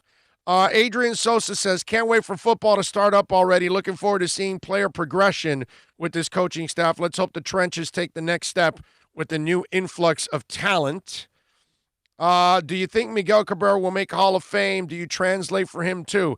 No, I only did it for a month for Levon, and then they got the person. I never had to do it again. Thank the Lord. But no, I did not. Not for Cabrera. By then, they were already prepared then. By then, they had their translating people. They figured it out. Hey, our business has a lot of Hispanics that don't speak English. Kind of like our town. Yeah, let's get somebody that translates. Just on the Levon, go back a little bit. He had no business being the MVP. What do you have, like a 5 ERA in the World Series? That should have probably been the guy that was a jerk, Moises Alou, maybe. Diane Mayer says, thank you. I usually watch later in the day after live chat is over. Must see TV during dinner. Nice. But you don't watch me during dinner because then that would make, your food would really, you're going to end up with an upset stomach if you're watching me during dinner. That's not really smart. Stay away from my face during dinner. That's all I'm saying. Okay? That's all we got there on that one. Stay away from my face during dinner. That's the best thing you do. All right, 786-322-1105 on the accidentlawfirm.com text line. You can also reach out to us on Twitter. That's at Big O Show. Email, as you can see there. If you're watching, if you're listening on the podcast, it's really simple. Orlando at BigORadioshow.com. That's the best ways to reach out to us here on the program. Now, I got to tell you about something that COVID is going to make worse for your team. And this is not just a Miami thing. This is all over. I thought about this weekend, and I've got bad news for those of you out there that are Panther fans. Yeah, I do. And those of you out there that maybe your team is not that good, I've also got some bad news for you too. And you can thank COVID-19 for all of this. As you know, Bill, I am off the Dale Talon bandwagon, right? You were one of the first, man. No, I am the first. I don't even think we were into December and you were already there. Yeah. I am the first. I am the only one publicly in the media that is saying that you need to get rid of him. Let me tell you what's going to happen, ladies and gentlemen. And not because anybody in the Panther organization told me, but I just figured something out that's going to be really disturbing for sports fans all over. If your team sucks, they're going to suck the following year again. And why? Because I just thought about this. Pro teams can't make changes. All of the off seasons are going to be short. All of the off seasons, you can't hire new coaches because they got to implement new systems in short off seasons. Plus, every owner in sports is losing their ass this year. And the losses are going to roll over into next year because not everybody's going to be able to buy the season tickets again. Some people are so financially set back from this that they may not be able to afford tickets in 2021. So they may have to take a year off. They may not be able to travel as much as they did the year before. There's a lot of things that this is going to have a trickle-down effect and going to affect everybody. and it's going to affect the owners. And you can't fire a coach and bring in new coach because the new coach brings in new coaches. And then that means you're going to absorb more losses for the owners. Yeah, you can't we're just going to cut them and we'll eat the 2-year salary and we'll take on this new salary. Right. From the financial position. You can't do that, let alone not having the time. Sit downs, face-to-faces, the whole package. Dude, it's a lot. So it's not going to happen. So I was thinking, you got to fire Dale Talon. They're in a short off season. They're not going to hire a new general manager in a short off season. So they'll suck it up, and they'll have to go through next year anyway. They have no choice. And if your baseball team's bad, or your basketball team's bad, or your football team's bad, and you don't like your coach, there's a 95% chance that bad coach returns the following season. Because everything's so shortened that it's just to make the changes and then add everybody else. And then you got to tell the owner you've got to eat all these contracts on top of all the other losses you've had now because of COVID. They're not going to do it. They're going to suck it up and they're going to say, well, let's just get through this next season with this guy and we'll try to make the best of it. And then once we're back to normal again, we can make the changes. I thought about that. And, I told you I had a great weekend, which I did. I had a great weekend. But that was the one depressing moment of my weekend that I thought about it. And I said, oh, my God, the Panthers, you know how much the Panthers are losing? Remember, they don't have good attendance like Toronto or the Rangers or anything like that. So they don't have that kind of fan base as it is. So now you're talking about everything shortened. How much will it affect into next season? The fact that you didn't have a good season, which will not translate into any kind of enthusiasm for next year. They're like, man, we've taken so many losses at this point, and Quenneville is not the problem. So, it's almost like Quenneville will have to hire a general manager he's comfortable with. I don't see them making any changes because whatever they're paying Talon, it's probably a lot of money. And whatever years are left, they'll probably say, hey, let's get one more year in so it's less we have to eat after we let him go. Because we do have to then pay another general manager. So I was thinking about this. If your team sucks and you've got a bad head coach, there's a good chance because everybody's losing all this money, they won't make the changes next season. Not in a shortened off season, not with financial limitations. So that's how COVID is also going to screw some of your teams out there. How do you like them apples? Also think about it, though. The NHL is not really in a great financial position. That's why a few years ago they implemented salary cap to kind of help the league, so to speak, and level it off a little bit. But they had to because that's also so owners can be controlled. They can control themselves. Well, and the ones that are at the top could run amok. But the league as a whole, they weren't fine. They were bleeding. They were in trouble. Yeah. They had to make a change. Yeah. And now where things are at, even more. And Panther ownership has been losing their ass anyway for years now. And it ain't from a lot because they've been putting out. They've been putting out. That's what I'm saying. That they kept a core together. They did everything Dale Talon wanted them to do. So if we keep Talon in spot, which we'll probably have to. They have to. Do we call it Talon save your own neck? Whatever. I mean, I don't think he can save his own neck anymore. I don't think he can do it. But if somehow, some way it goes and they click and they take off, you know what I mean? I just don't believe in that guy anymore. You just don't see any hope. All right, we got another super chat. Ray Grulong, and he's got another one of those stickers. I like it. It's got #1 fan on it. Thank you, Ray. That's really nice of you. Sending in one of those stickers on the super chat, super sticker. I know that, dude. Where'd you get this? Super Chats. Oh, gnarly!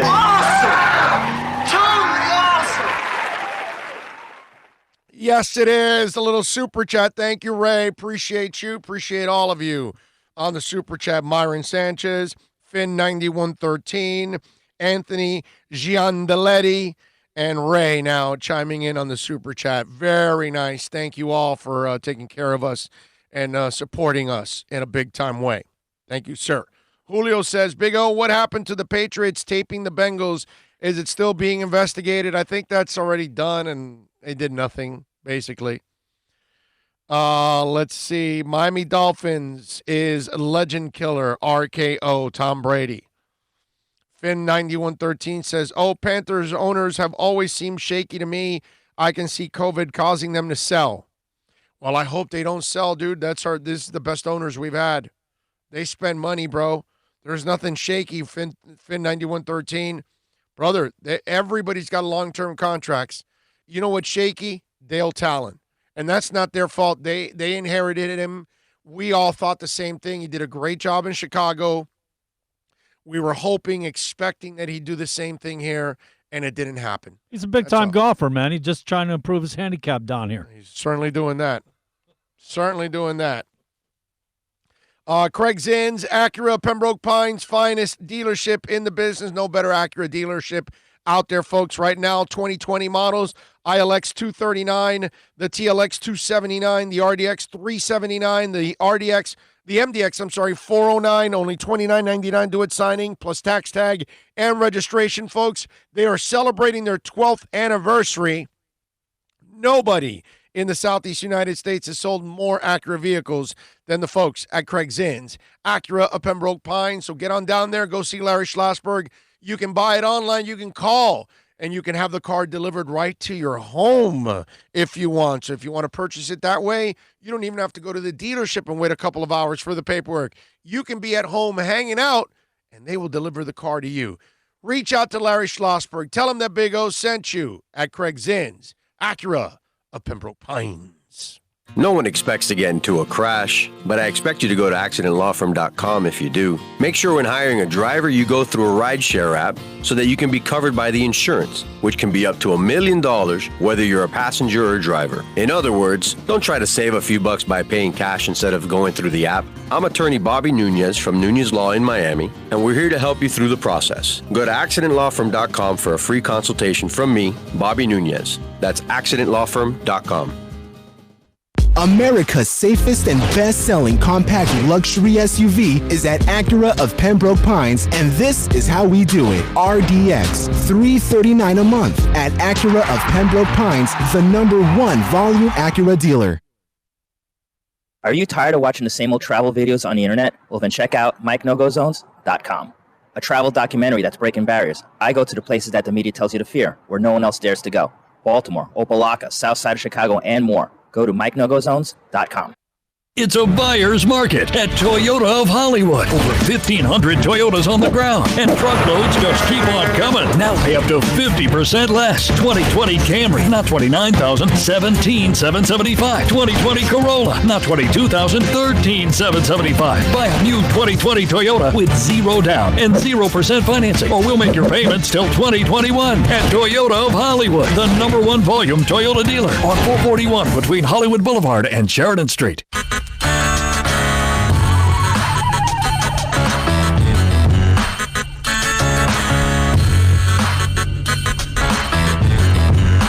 This is the Big O Show. This is the Big O Show. This is the Big O Show.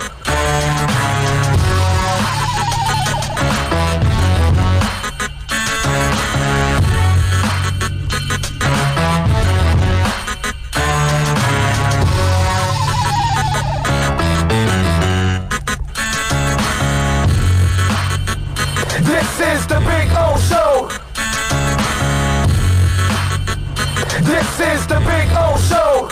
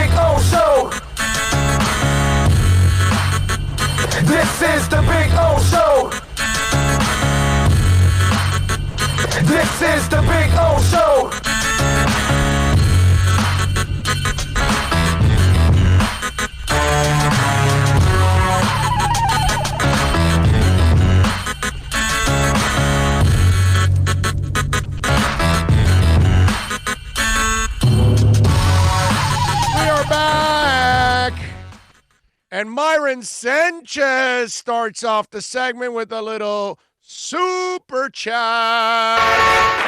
I know that, dude. Where'd you get this? Super chats. Oh, gnarly!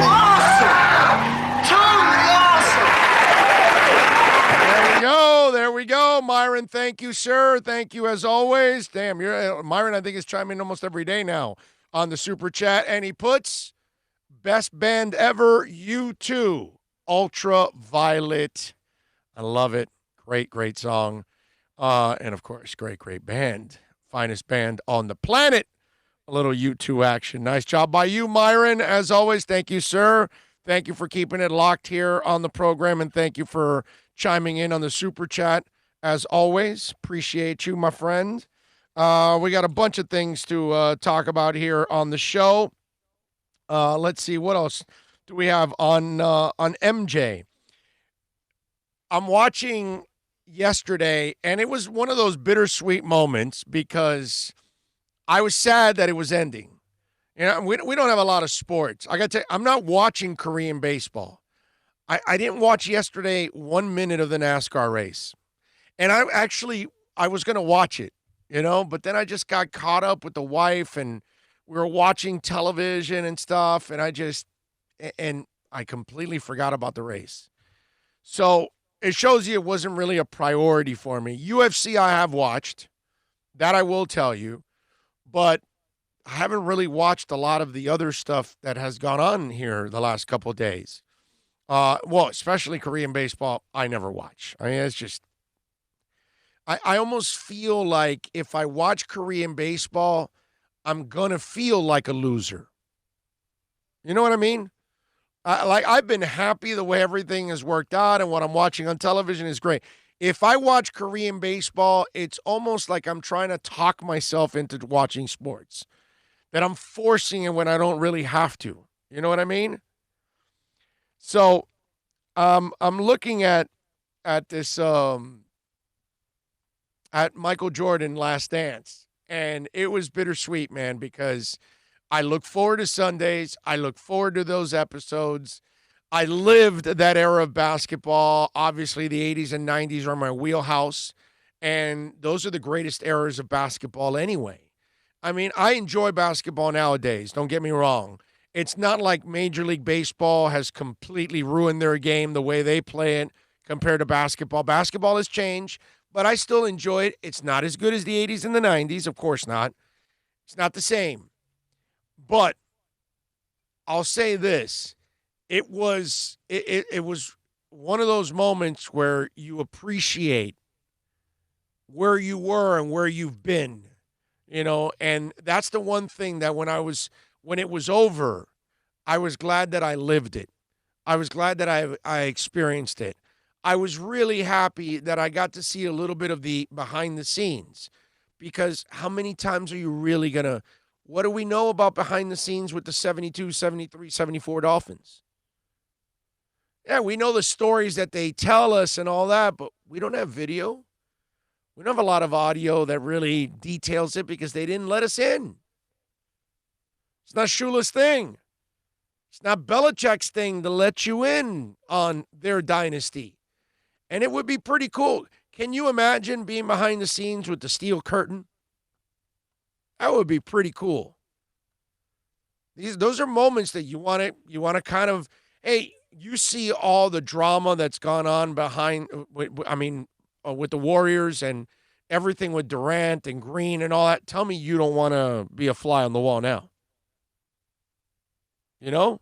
Because it looked like that was a team that was winning, and yet there must have been a bunch of uncomfortable moments. And we're never going to get a look inside. So for me, I cherished what went on yesterday. And I'm going to miss now when next Sunday rolls around, I don't have another Last Dance to go to. I don't have episodes 11 and 12 now, you know? I can't believe they sat on it. as long as they did. Well, it was without doing something. No, it was supposed to be. It wasn't supposed to go on until June. No, but They're what gonna I'm sit on it talking longer. about, they've had this stuff for 10 years. They've had this stuff for years. Yeah. That Well, they've sat on it.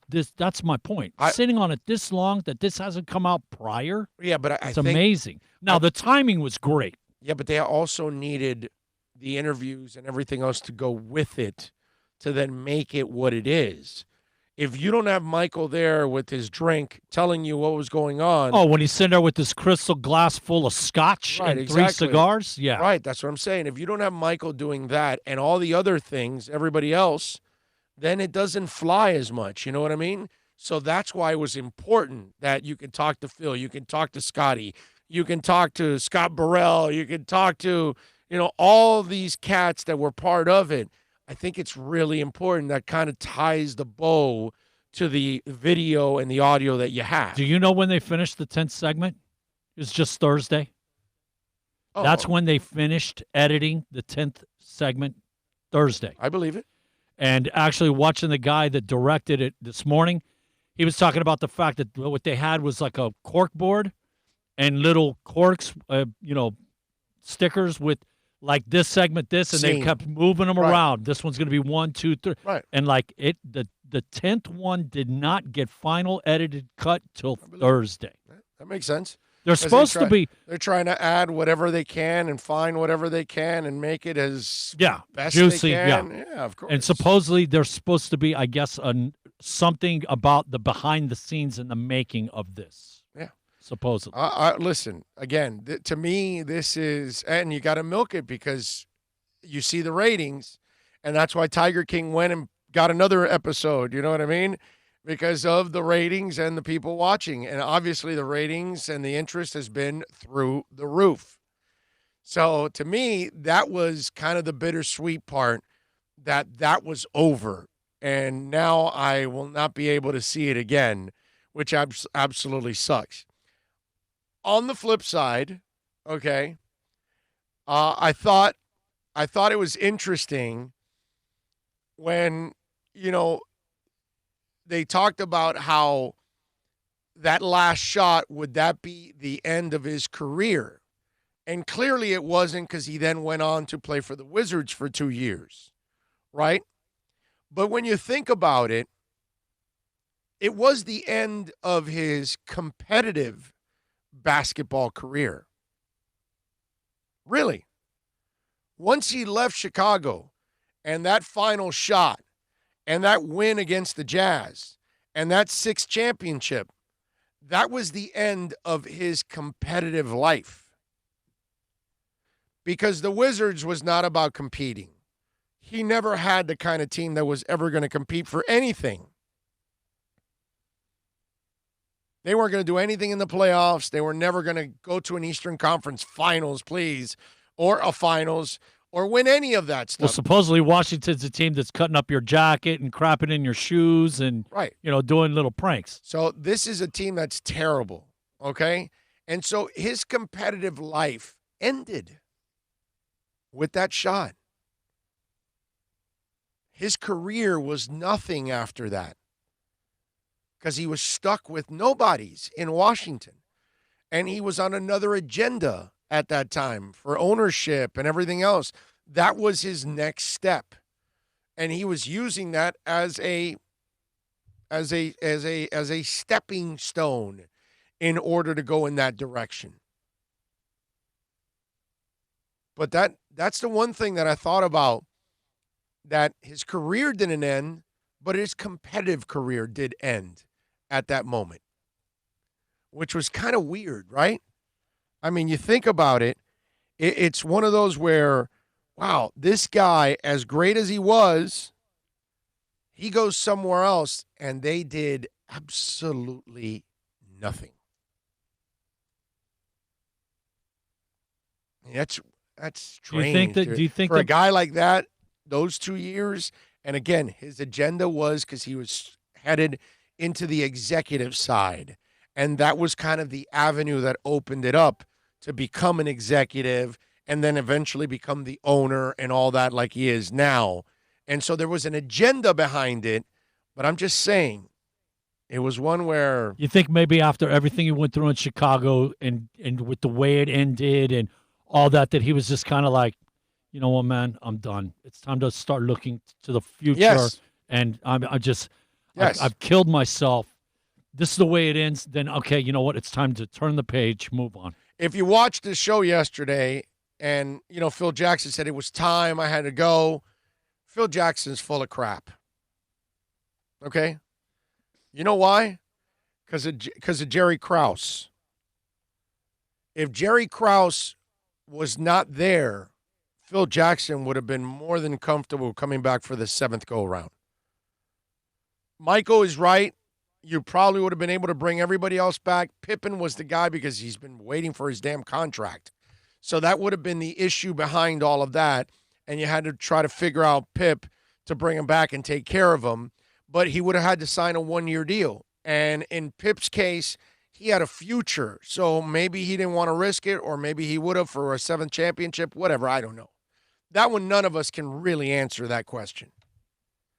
But that's the other part of me that stood out in that thing, because you could tell that Phil Jackson, okay, he wanted out, but it was because of Jerry Krause more than anything else.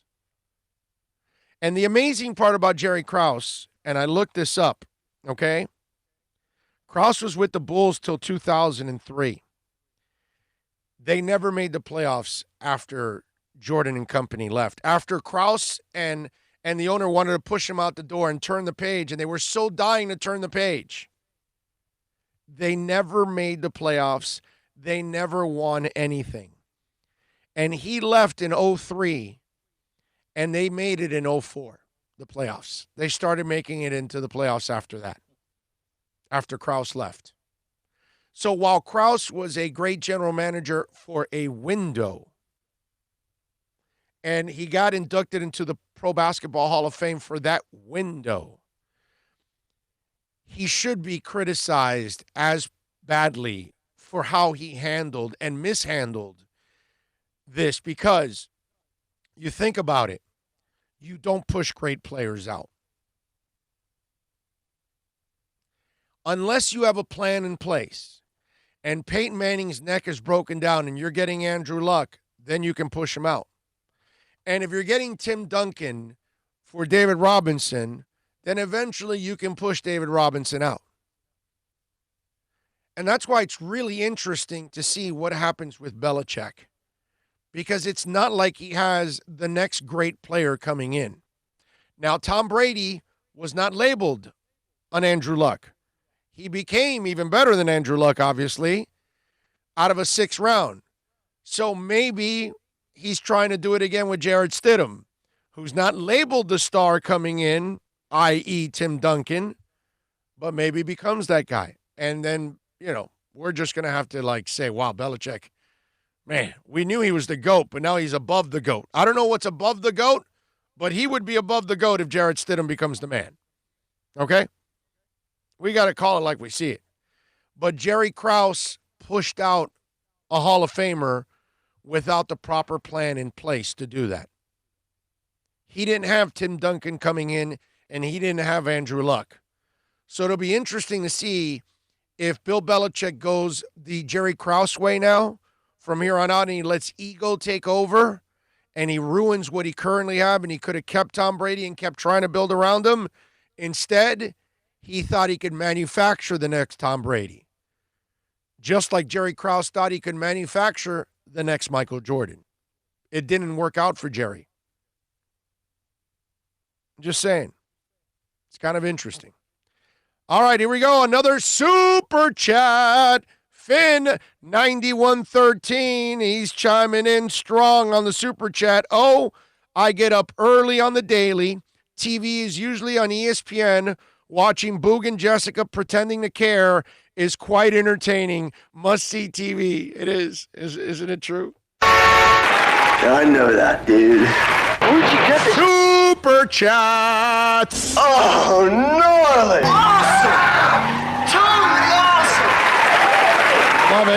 Love it. Thank you. Chime in on the super chat, and it's so true, man. Boog and Jessica don't give a rat's ass about Korean baseball, but they're getting paid to do it. And so it's just one of those things I got to suck it up. But it is kind of a joke on the way they're calling the game. And I don't blame them. I mean, how can you get into it? Your listeners aren't going to get into it. Your viewers aren't going to get into it. You have no control over the cameramen, so they're having to comment whatever they shoot, and put it together and make it up on the fly. The first person I meet that says they're the first person I meet that says they're watching Korean baseball, it's the only person I know that is watching Korean baseball. So far, it's like Bigfoot. I haven't run into it yet. All right? Am I around the 30 break here? Where am I? Looks like you're 15 short of a full 30 here, but we're a little bit ahead. 15 minutes in, so it's only halfway? Yeah. Is that what you're saying? Oh, Yeah. okay, so I got it. Okay. All right, I wasn't sure. I wasn't sure. I just want to make sure I don't And go. again, there have been a couple of half hours you've gone over. Okay. We're Okay. All right. not surprised by this in the least. All right. George says, Big O, The Last Dance is TV gold. Bill is right. Amazing how the old footage has been sat on for all these years. Hopefully the same type of stuff is happening with today's top stars as well. Well, that's if they gave them access. That's the thing. I don't think Belichick has given anybody access. So they're not going to be able to do anything. And that's the problem.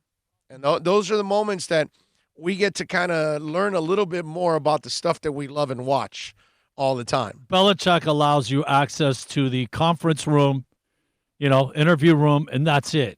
Then after that, like they got a colored line thing to like the exit out of the Patriots facility. Yeah.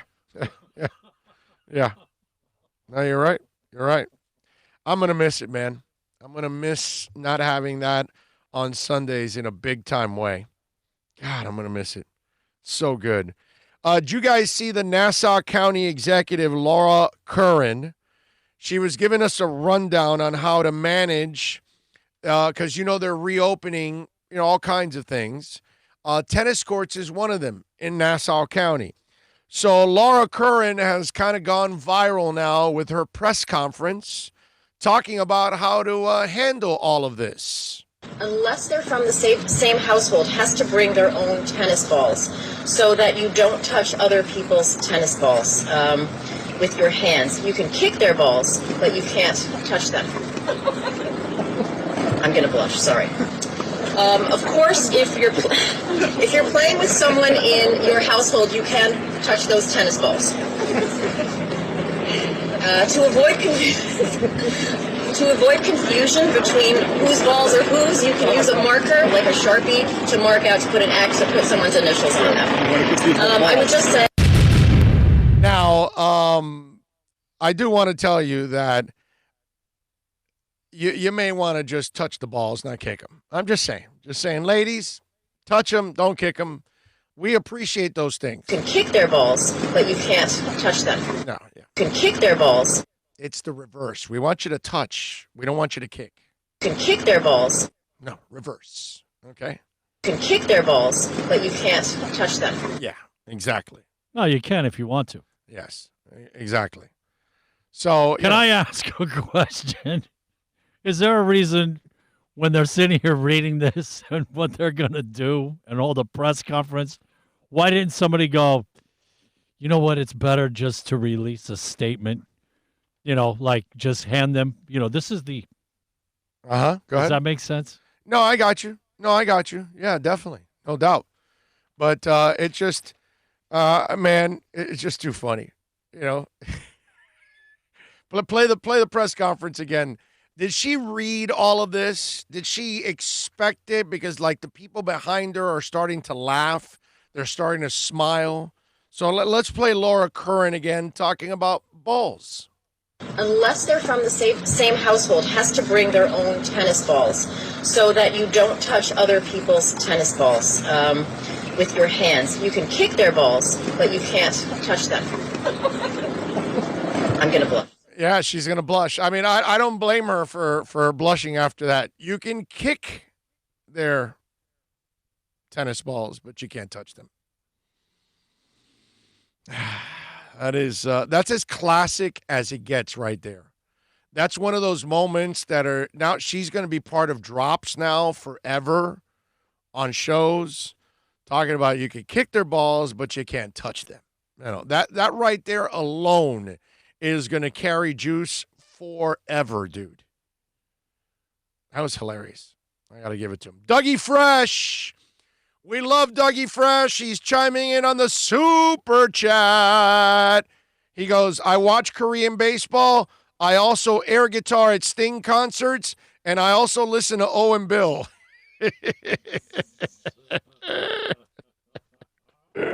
Air guitar at a Sting concert. I love it. That is fantastic. And he's watching Korean baseball. Thank you, Dougie Fresh, chiming in on the super chat. You are awesome, my friend. Thank you, thank you, thank you. Finn9113 says, I want to play tennis with her. She'd win. Oh, definitely. I mean, if you get kicked in the balls, that's it. You're over. Matthew Walker says, adios, everyone. Got class in 10 minutes. See you later, Matthew. Thank you for chiming in. Thank you for locking it in. Ian from Brooklyn says, kick their balls. I got a question. Do you intentionally... Ray's loving it. Alexa's loving it. Everybody's loving it. Do you intentionally leave the balls on the ground so they have to come by and pick them up? Yeah, exactly. Hey, Laura says you can come touch my balls. I'm sorry, kick my balls. You can kick their balls, but you can't touch them. No. You can kick their balls. There you go. Now, so our wives all over the country, are they going to walk in the homes right now and then just kick their husbands right in the balls? And then the husband is writhing in pain.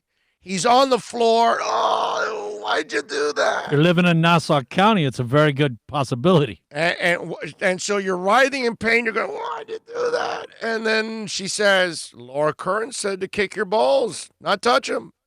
Touch them. That's all. You can kick their balls, but not touch them. So, I mean, if you get kicked in the nuts by your wife today, blame it all on Laura Curran. She has instructed all women across the country to kick their husbands in the balls, not touch them. Okay? So if I'm you, I'd go buy an ironclad jockstrap right now.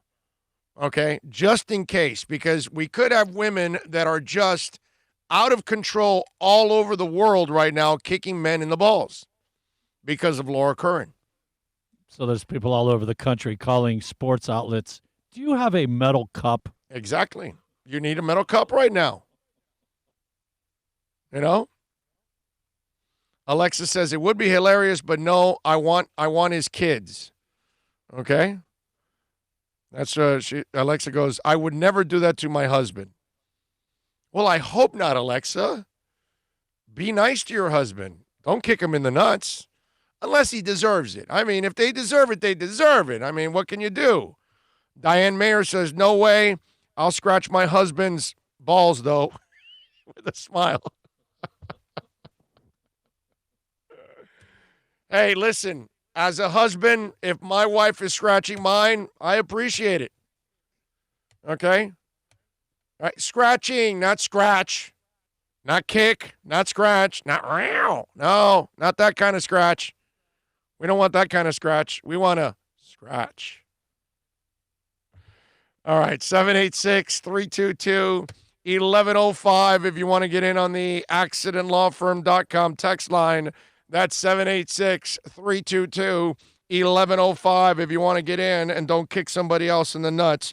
Hey, what happened to NFL players? They went all crazy this weekend. All right, so we got DeAndre Baker and Quentin Dunbar. They got arrested, apparently, allegedly holding up some people. I love how the lawyers say they've got affidavits from people that say they weren't involved in the holdup. So then who stole the money? And who got away in all the cars? I don't understand. That story gets more confusing when both lawyers come out and they say, no, we've got signed affidavit that my client had nothing to do with it. So then who robbed the money? So is everybody at the party lying? Hey, let's just blame it on the NFL players. They held us up. I I got to find out more about this story because this is a whacked out story. So we got that going on, right? Then we've got Ed Oliver getting arrested for DWI. I'm not sure if those of you out there saw this, but NFL players were like on a rampage over the weekend. Ed Oliver from the Bills was arrested, DWI, okay? He was arrested Saturday night for driving while intoxicated. Cops also say they found he was illegally carrying a gun in his truck. The 22-year-old Oliver was stopped in Montgomery County, Texas, around 9 p.m.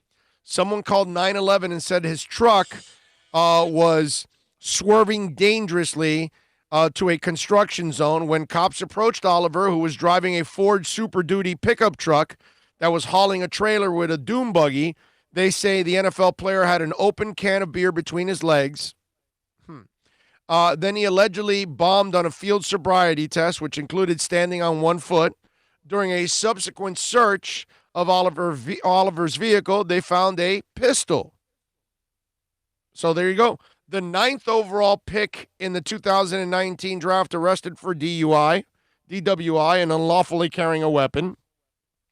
And the other first-round pick, DeAndre from 2019 for the Giants, arrested for armed robbery.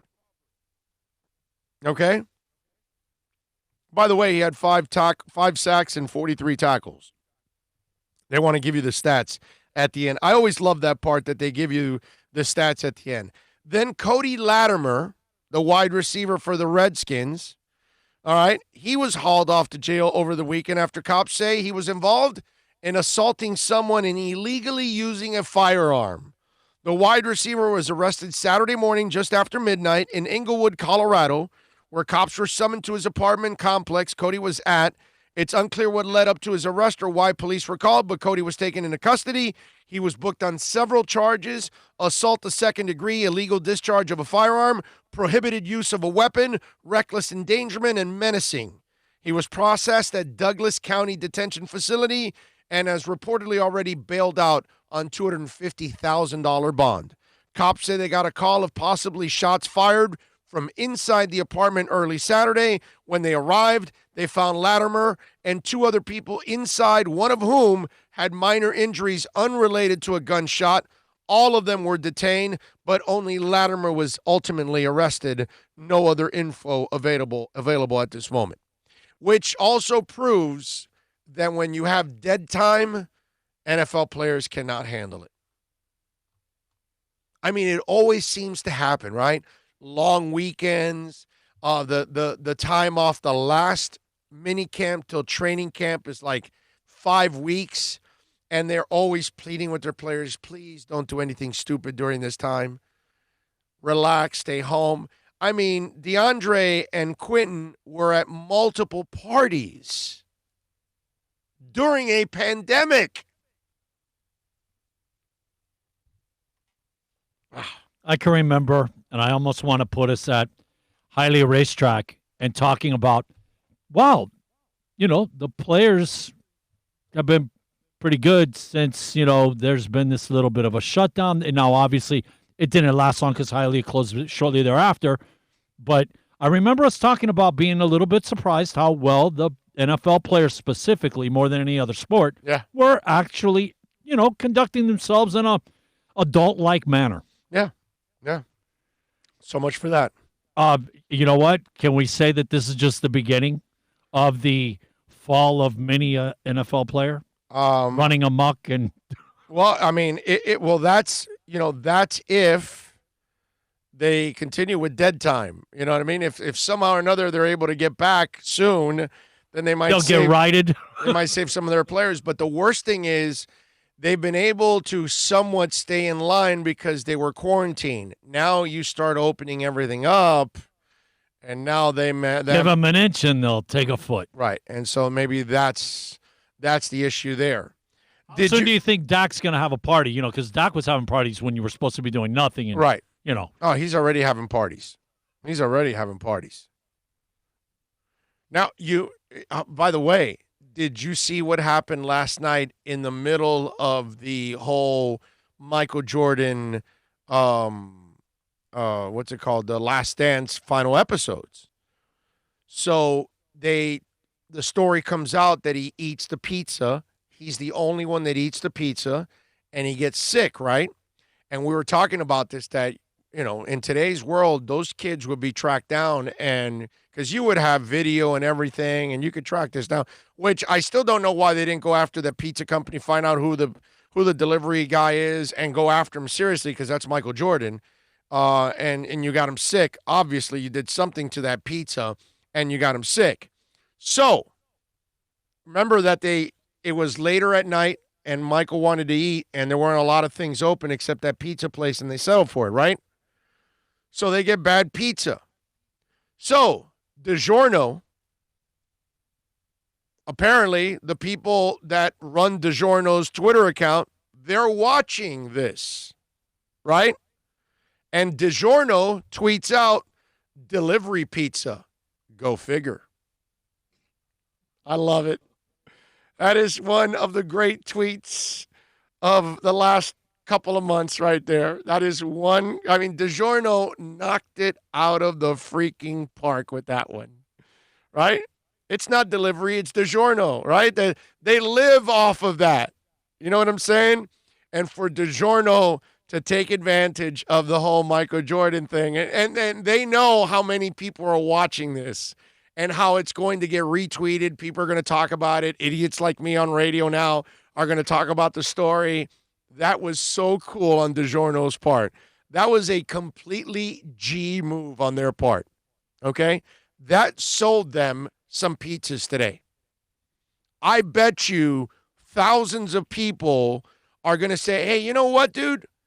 I'm going to try one of those DiGiorno pizzas, man, just for the hell of it. Hey, you know what? I haven't had a DiGiorno in a while. Hey, honey, you know what? We're on lockdown a lot. We should have a DiGiorno in the freezer just in case when we're in the mood. Why not? I wouldn't be surprised if there was a little spike in DiGiorno sales today. I'm telling you.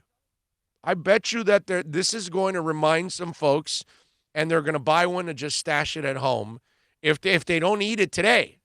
Have you done frozen pizzas in the past? Like, are you I haven't eaten a frozen pizza in like 40 years. Since I was a child, living with my mom in Little Havana. Okay, look, this is the thing. This is a fact. Those pizzas are great for emergency. 12, 1 in the morning. It's like, wait. Let's just throw it in the oven, bada bing, late night snack. Well, now, again, it was 40 years ago. Maybe the technology's better. Maybe now they are. It tastes better. I have no idea. Is a DiGiorno pizza delicious? What I was going to say is this. Any frozen pizza, you need to have extra mozzarella, some extra side, whatever you like, some side pepperoni, they sell it, mushrooms, whatever it is, and put it on the pizza and doctor up. Whatever frozen pizza it is, right out of the box. Okay. You gotta have some extra stuff to throw to doctor it. You guys agree with Bill on that? Is that true? Or are DiGiorno pizzas the bomb? Or is there a frozen pizza that's the bomb?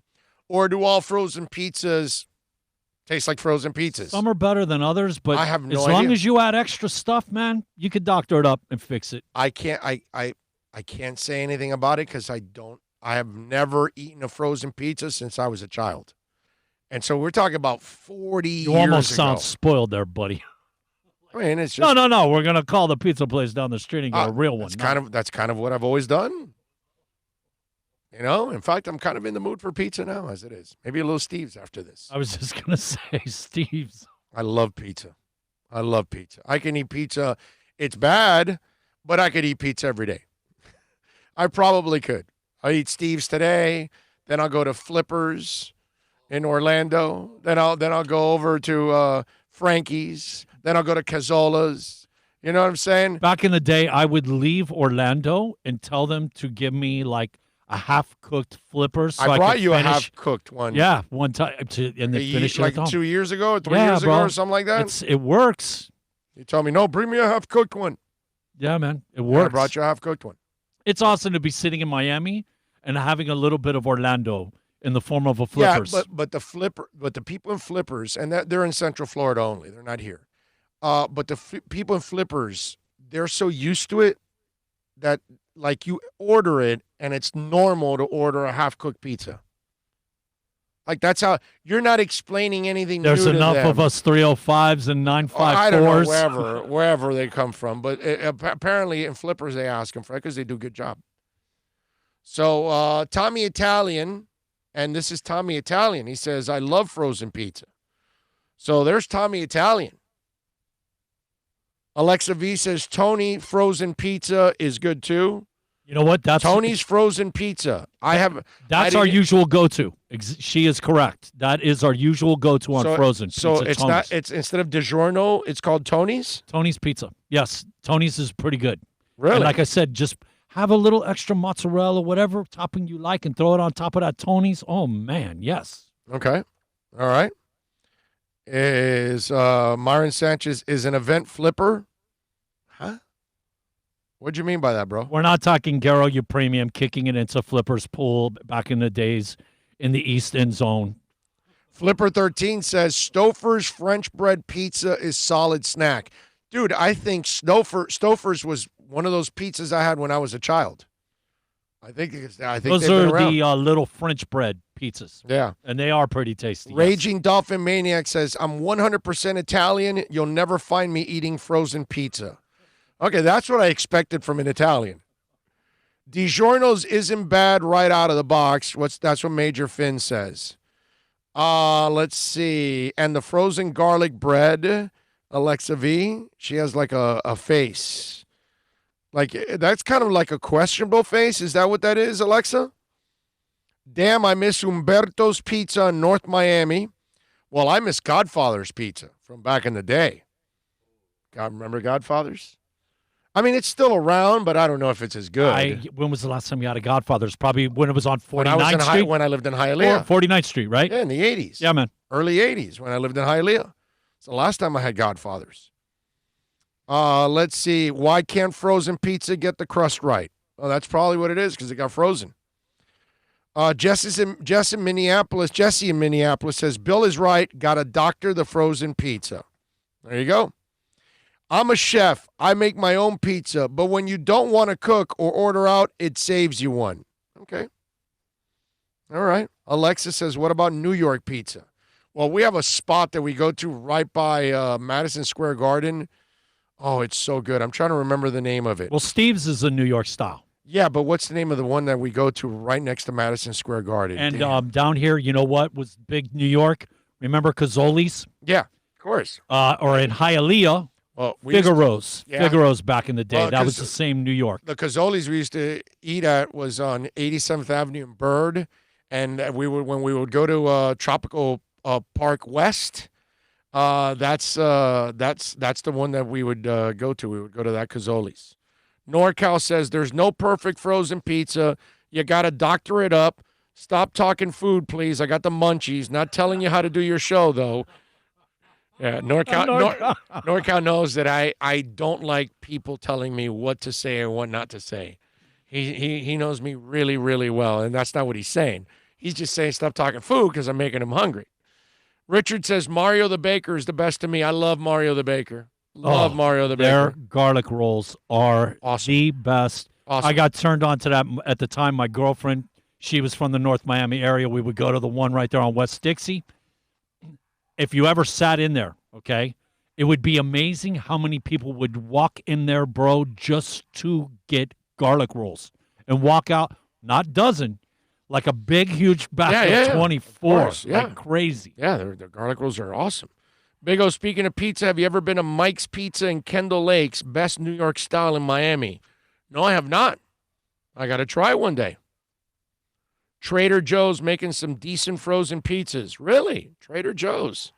Trader Joe's seems to be like a place that a lot of people love to go to, man. Big time. Alexa says it's a drooling face. Aha. Okay, so then it's good. Okay, I got you. Chuck E. Cheese, underrated. Tony's in North Miami, a couple levels down from Steve's, but it's not. Sneak Attack. Oh, not sure if you website is selling Tua Dolphin uniform style on its sale. Well, thanks to the amazing Alexa V and some others sent me also the link over the weekend. But Alexa, I guess I'm an idiot because the link I was looking at did not have my size available. I think it only had like small left or something like that, or triple X. Triple XL. I think you said triple X because we were XL, talking. You don't want a moo-moo. You don't want a moo-moo. You want a jersey. Right. So, and I am a moo-moo, but I mean, and not that big yet. And so Alexa sent me the link exactly because my dumbass needs the link to like take me to it. And she sent me the link exactly where it had my XL, and I was able to order it. So I ordered my Tua jersey over the weekend. I think I'm set to get it like in 2029 or something like that. I think it said. I think somewhere where when he retires, I think is when I'm set to get it. No, seriously, it's like November or something. You get it. Did you get a replica or the original? No, I got the real one. What'd you just get set back for that? It's a couple bucks. Several. Bucks. Yeah, the replicas are a little cheaper. Still a buck and whatever. Got but the real deal. Real baby. deal is Tua's the real deal. It's a bit of a hit right now. I'm gonna get the real deal. I got it. Thank you, Alexa. You are awesome. Thank you. She says you're welcome. I appreciate you, as always, looking out. And a few of you also send me the link too. So I didn't remember all your names, but Alexa was the first one, and so I saw it. I went and bought it, and then I went back to answer my emails, and the text on the text machine. And I saw that a few of you also sent it in, which was really cool. All right. I got a present there. I like it. Oh, she's looking at me with some face. What does it say on that box? What did I get? It weighs a lot? Well, I mean, for the wife, probably because of the hand still recovering from surgery, it wasn't fun and all the stairs. Right. But yeah, what'd you get? What do you got there, buddy? I don't know what I got. I have no idea. Christmas in the middle of May. Look at you. It's security checked and everything. I got to check it out. I don't know what the hell it is.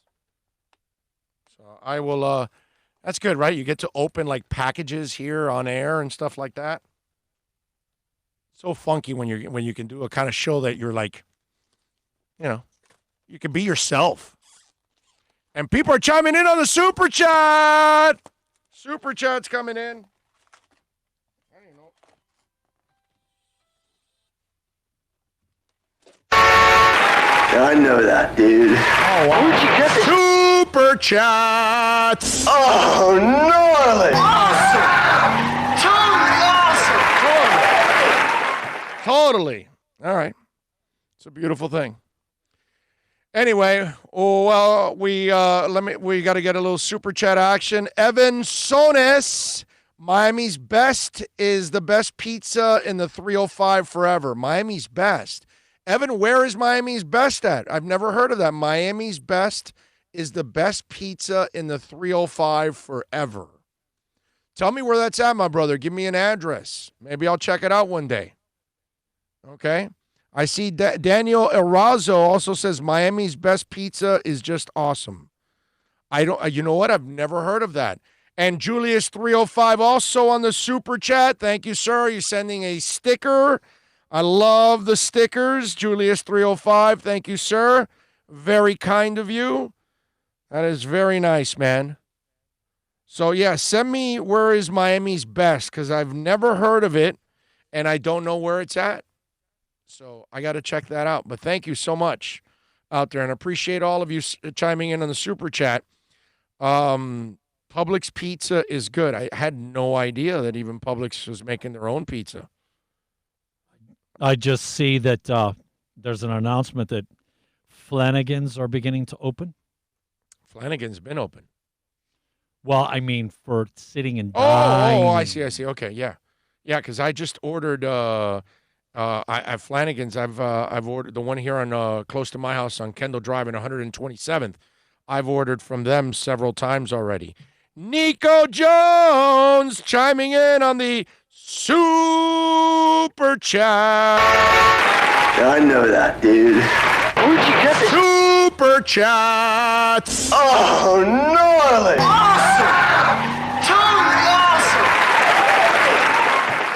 And Nico Jones chimes in again with another super chat, man. Damn, Nico, thank you, sir. Appreciate you. And Ricky Taylor, or Rick Taylor 66, on the super chat. Thank you, sir. Thanks for hours of distraction during these stressful times from an ICU nurse. Agree about our new leadership and excited about the Finns' future. Thank you, Rick Taylor. Appreciate you and appreciate what you're doing out there, man, protecting and helping so many of us, heal up again. Stay safe. Yeah, please stay safe. Please stay safe. Alexa says, God, I love food so much. Don't we all, Alexa? That is our downfall. Loving food.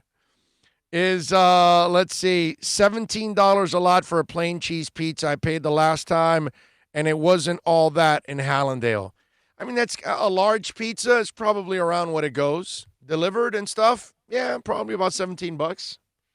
Depends on individual delivery fees and blah, but dude, just for cheese, $17 is a little high. No, think about what you could get it from Steve's. No, I know, but delivered and everything with tip, yeah, you're right around.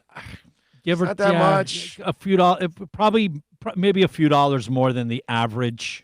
A few dollars. Yeah, a few dollars. I mean, you can pick up a $10 large cheese pizza in a lot of places, but you got to pick it up. You know what's disturbing? Now, delivered. Now, I don't know if he delivered it or picked it up, but delivered large cheese, $17 is not. You know what? In reference to the delivery fee, ask your deliverer how much of the percentage do they get.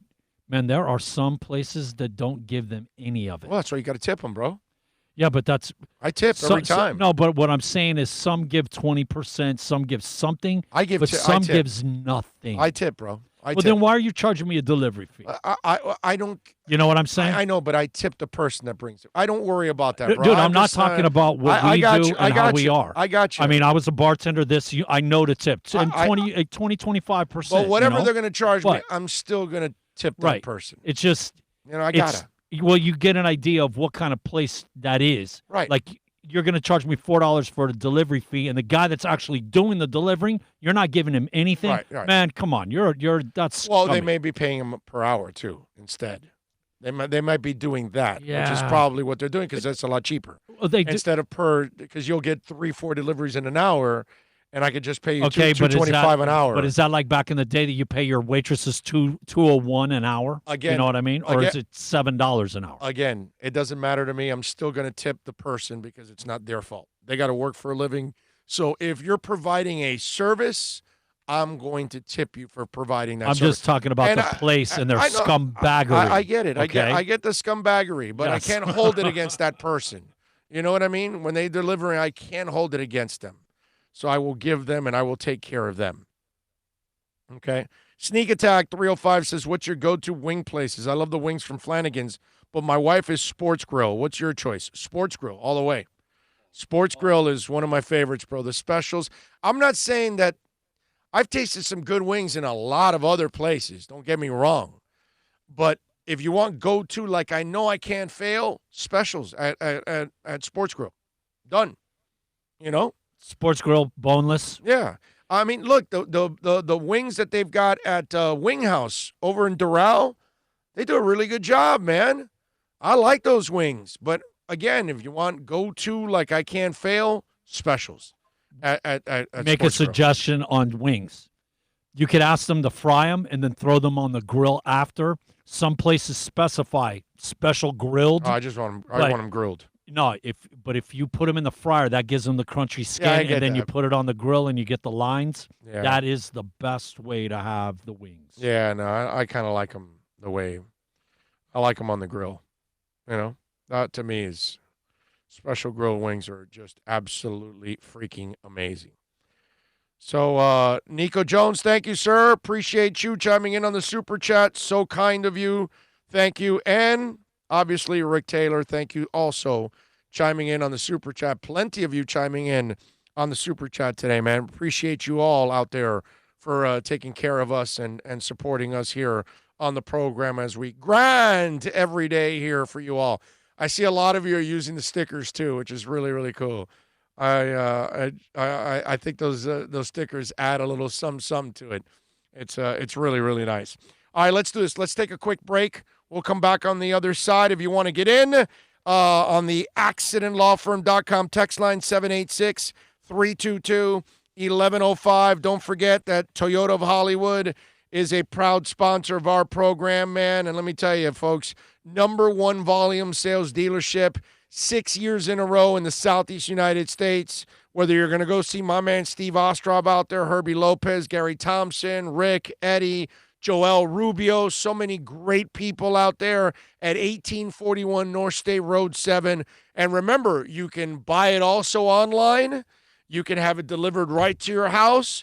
You can go there and take advantage over 50 cars and trucks. So you can take a pick of anything you want, get the car you want, the color you want, the model you want, the style you want, but more importantly, the price you want at the finest dealership in the business, baby. You're looking for a Toyota, no better place to go. Take it from somebody that drives a Toyota every day, Toyota of Hollywood. No one expects to get into a crash, but I expect you to go to accidentlawfirm.com if you do. Make sure when hiring a driver, you go through a rideshare app so that you can be covered by the insurance, which can be up to $1 million, whether you're a passenger or a driver. In other words, don't try to save a few bucks by paying cash instead of going through the app. I'm attorney Bobby Nunez from Nunez Law in Miami, and we're here to help you through the process. Go to accidentlawfirm.com for a free consultation from me, Bobby Nunez. That's accidentlawfirm.com.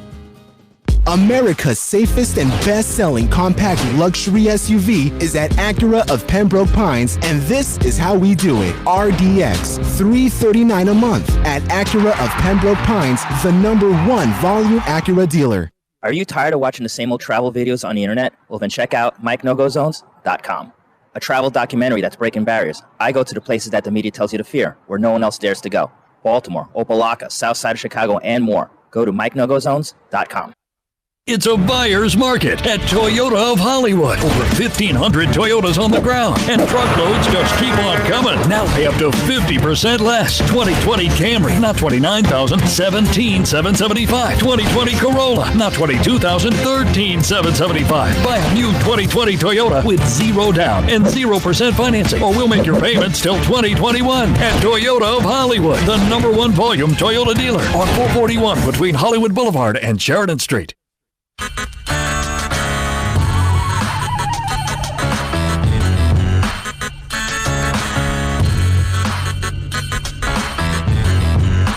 This is the Big O Show.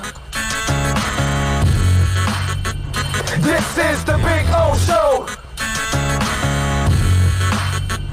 This is the Big O Show.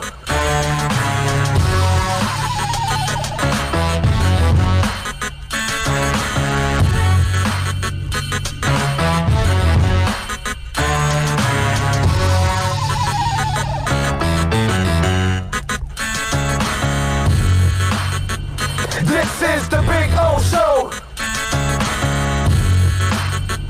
This is the Big O Show.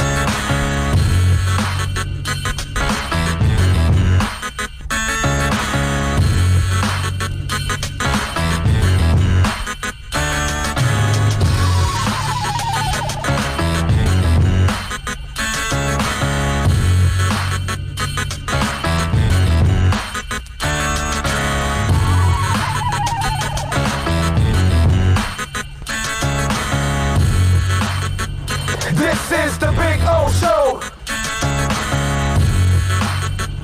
This is the Big O Show. This is the Big O Show. This is the Big O Show.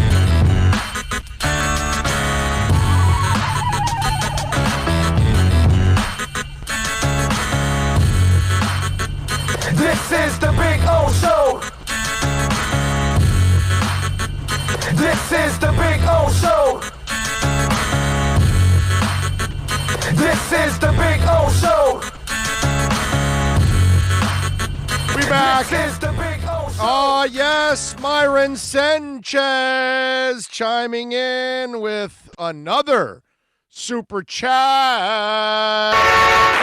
I know that, dude. Where'd you get this? Super chat. Oh, gnarly!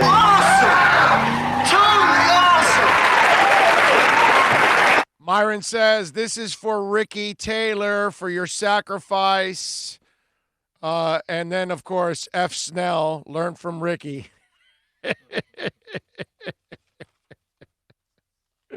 Myron's really bothered by Blake Snell. I mean, I you know what?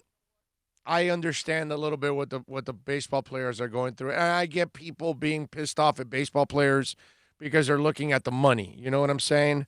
I totally understand that, man. I really do.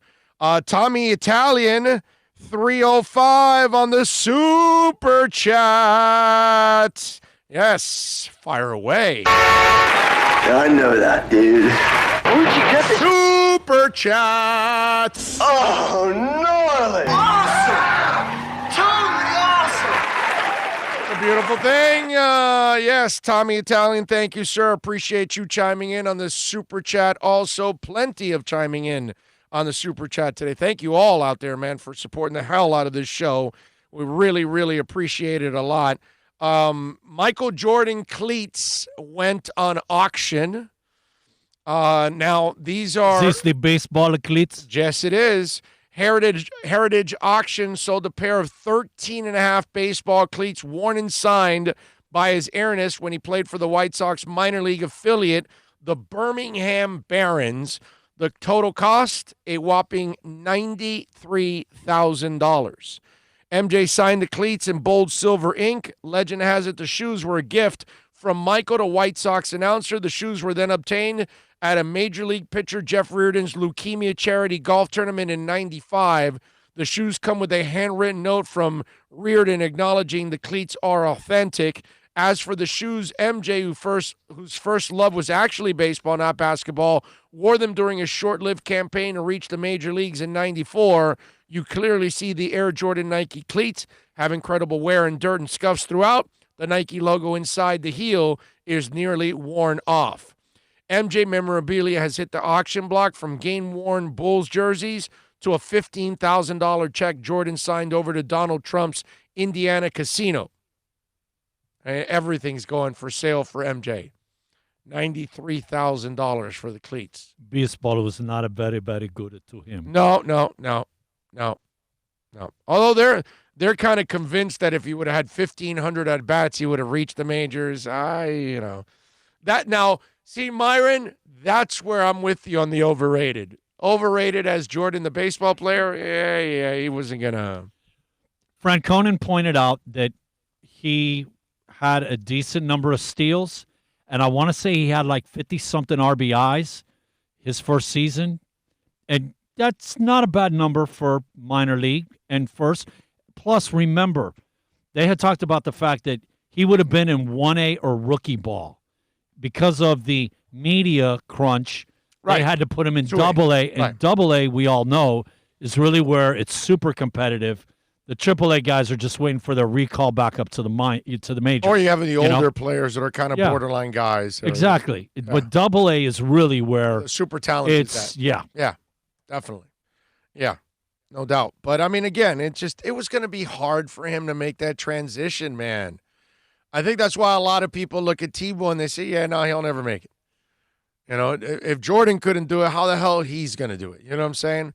So that's kind of where we're at with Jordan.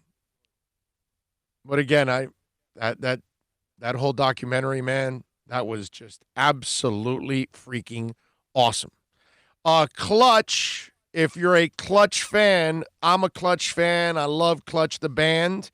They have played a few live stream mini sets.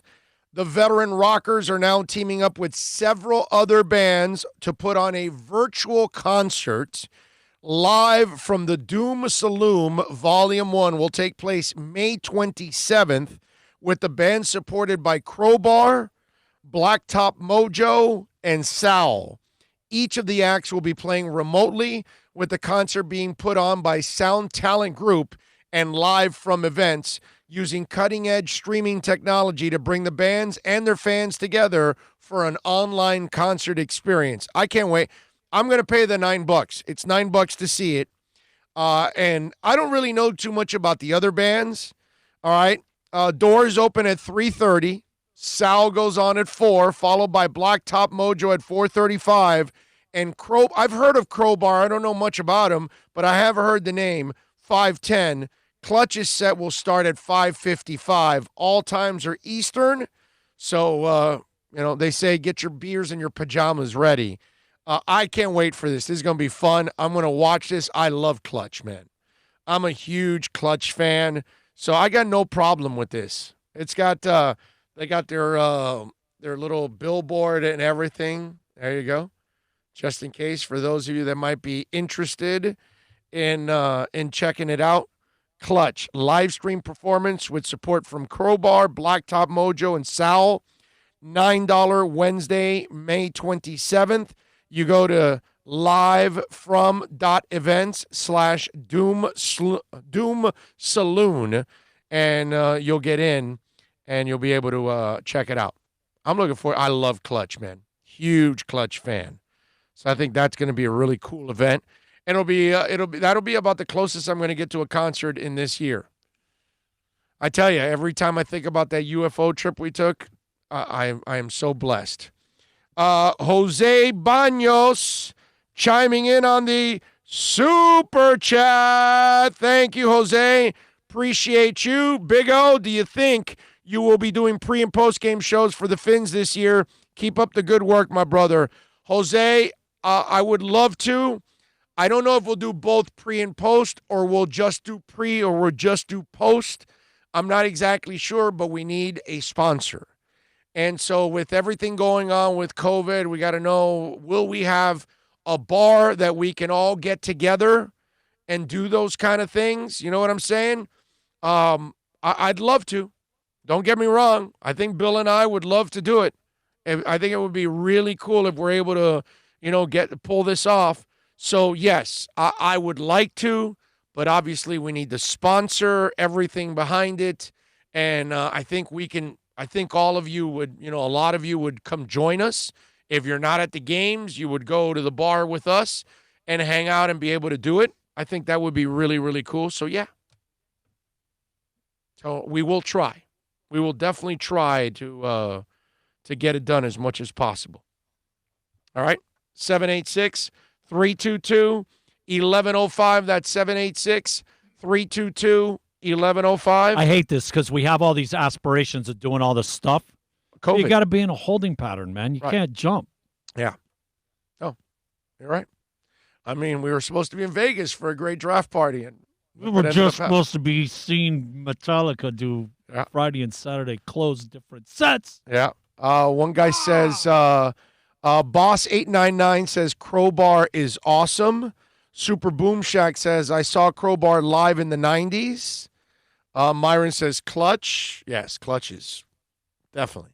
But I've heard of Crowbar, so I'll check them out. I'm gonna pay for it. I might as well watch all of them. What the hell? But I'm definitely gonna watch Clutch. That's for sure. I'm so happy I went to the Dwayne Wade ceremony and jersey celebration. Tommy Italian, that should have been a really fun experience. Francona was just being nice. To be 100% honest, Jordan was given a roster spot because of who he is and not because of his talent, his age. He had a talent at best. I agree with you. I don't think Jordan was ever going to be a baseball player, and I believe Francona was being, nice and all of that too. I completely agree with you, George, 1,000%. Well, the only reason he was where he was because accommodating all the media that's space. It. All right, those stadiums are the better stadiums, those AA stadiums. So that's why. There were guys in single A and rookie league, that freaking son of a mena, and because of media for him. Yeah, definitely. But at the same time, all those players were living the lifestyle in AA because he bought a bus.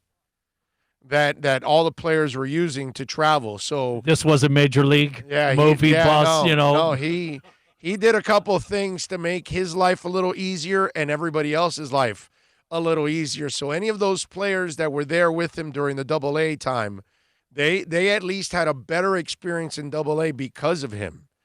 On top of all of that, so they were living like major leaguers, maybe I got a little bit. Yeah, give Jordan a little love that at least he improved the amenities for guys like that. Major Finn says, I made the food for the party D Wade had that weekend at the stadium. I worked at that before all this happened. It's crazy, huh? Crazy stuff, man. It's a crazy time, ladies and gentlemen. What can I tell you? You guys know about 6ix9ine, the rapper? Did you guys see what's going on with Rainbow Head Tattoo Face? Yeah, with him and Snoop Dogg. And so Snoop Dogg apparently, I don't know where 6ix9ine, Tekashi 6ix9ine, I think is how it's pronounced. He apparently posted a video of Snoop Dogg cheating on his wife. And I don't know what's going on here in this story, but all I can tell you is Snoop wasn't happy. Clearly, he wasn't happy with what was going on. And not only was he not happy, he was, I would say, kind of like in a threatening mood. Here's Snoop Dogg after finding out that Tekashi 6ix9ine posted a video of him with another female, and he is married. Go ahead. Last time you said something, I ain't had time. But today, I got time. You better get the fuck off my line, nigga. Rat boy. You really better leave me alone. I ain't the one. No way. No way. Go on and do your shit and get out my way, bitch. You funky dog head, rainbow head, dog head bitch. Yeah, you. Better leave the dog alone. Go find you a cat. Tom and Jerry shit. You fuck with the dog. Nothing nice. Bitch. Rat boy. All right, so listen. I think you know exactly where Snoop's coming from here. Oh yeah, no, I know where Snoop is coming from, but it's not so much where Snoop is coming from. What I would tell Snoop is that this guy is a first-class loser, okay? And Snoop has a lot to lose. Snoop has like real talent, okay? This guy is a lowlife. And by the way, I should have warned some of you out there just in case you were with your kids. Yeah. I should have warned you about the bad words that Snoop was going to use.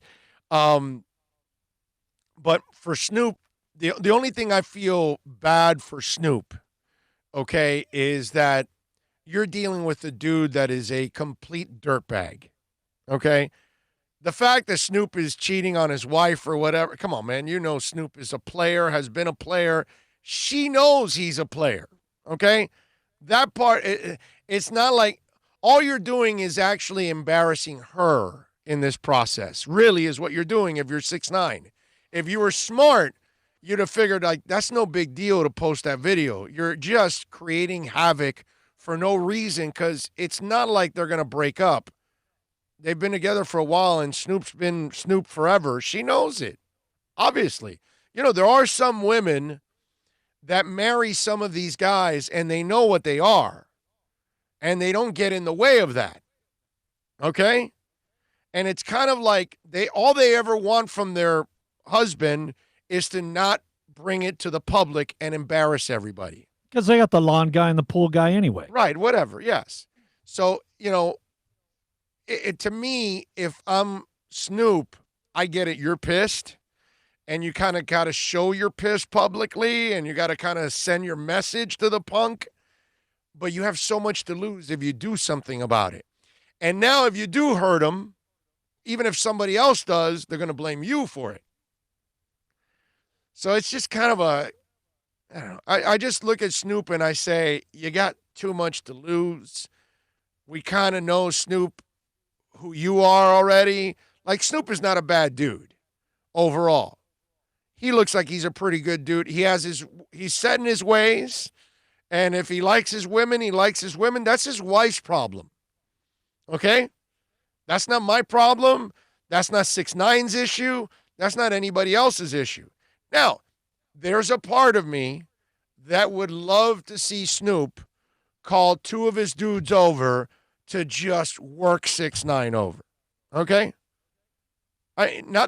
He needs an ass kicking as it is. But I would just say, Snoop, take a step back. That scumbag is not worth it. That's all I would say. Cody Douglas, thank you, sir, chiming in on the super chat. Appreciate you out there, Cody, man. Good stuff. Thank you. He says, showing support to the best show. That is, you're all too kind, man. You're all way too kind, as always, supporting us here on the program, man. I like it. Let's see. Didn't Kobe do a similar thing to Shaq? Yes. Yes, he did. Yes, he did. It's only a matter of time before Rainbow Snitch gets chopped up. Oh, well, he's definitely looking for it. Because you just don't do that to another guy. You can hate the guy, but you just don't. Men don't do that. You don't rat on other men, and talk about their private lives. You just don't do that kind of stuff, man. But again, this guy, 6ix9ine, he's lower than anything that's under your shoe. You know what I mean? Dougie Fresh says, this 6ix9ine dude sees Snoop with Martha Stewart making cookies and forgets that Snoop was once a member of the Rollin' 20s Crips gang. Snoop is not the one you F with. No, I know that. I know you don't F with Snoop. But the problem, what I don't want to see from Snoop is that he loses his cool and then loses a hell of a lot more because of that idiot. Now, you can't have him posting videos too. So I kind of understand Snoop getting mighty pissed off. You know what I'm saying? But I will be rooting for 6ix9ine to get his ass kicked like thoroughly. That I will be rooting for. So if it does get caught on video and somebody beats the crap out of him, I'll just be watching it in a loop at home, eating popcorn. Charity match, Snoop and 6ix9ine. That won't be much of a match. Come on, man. Look at 6ix9ine. Look at him. You think that guy looks like he can fight? There doesn't look like there's any dog in that guy. That looks like that's all show, man. That's all show. That's all bark and no bite. Snoop, on the other hand, you're going to get some bite out of that dog. That dog's going to bite. Okay? So be careful. Be very, very careful. 786-322-1105. Now, you haven't been watching Korean baseball, but have you been watching Korean soccer? That's the question. Because Korea FC Seoul apologized to fans after inadvertently substituting supporters in the stands with sex dolls during their 1-0 win over Gwangju FC on Sunday. While the season started on May 8th, fans are not yet allowed in stadiums because of the coronavirus outbreak. For Seoul's first home game, around 20 mannequins, many holding banners and wearing masks, were spaced evenly around seats behind the goal, usually occupied by the club's most active fans. As the game progressed, however, Korean social media started to light it up as it became apparent to viewers that the mannequins supplied by a local company, Dalcom, whose CEO is a Seoul fan, look very much like sex dolls. In addition, some mannequins held up signs offering messages of support to players and to the team that seemed to reference adult content streaming sites. Seoul said there had been a misunderstanding with the supplier and had been told the dolls were not for adult use. We would like to apologize to the fans. The club said in a statement released on social media, we are very sorry about the supporting mannequins that were placed during the game on May 17th. These mannequins may not have been made to look and feel like real humans, but they are not for sexual use, as confirmed by the manufacturer from the beginning. The manufacturer's homepage is currently offline. Our intentions was to do something lighthearted in these difficult times. We will think hard about what we need to ensure that something like this never happens again. Sex dolls.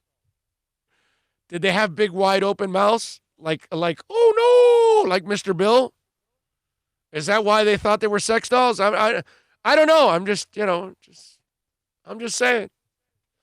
Sex dolls. Were they all naked? I mean, why would you want to put on dolls back there?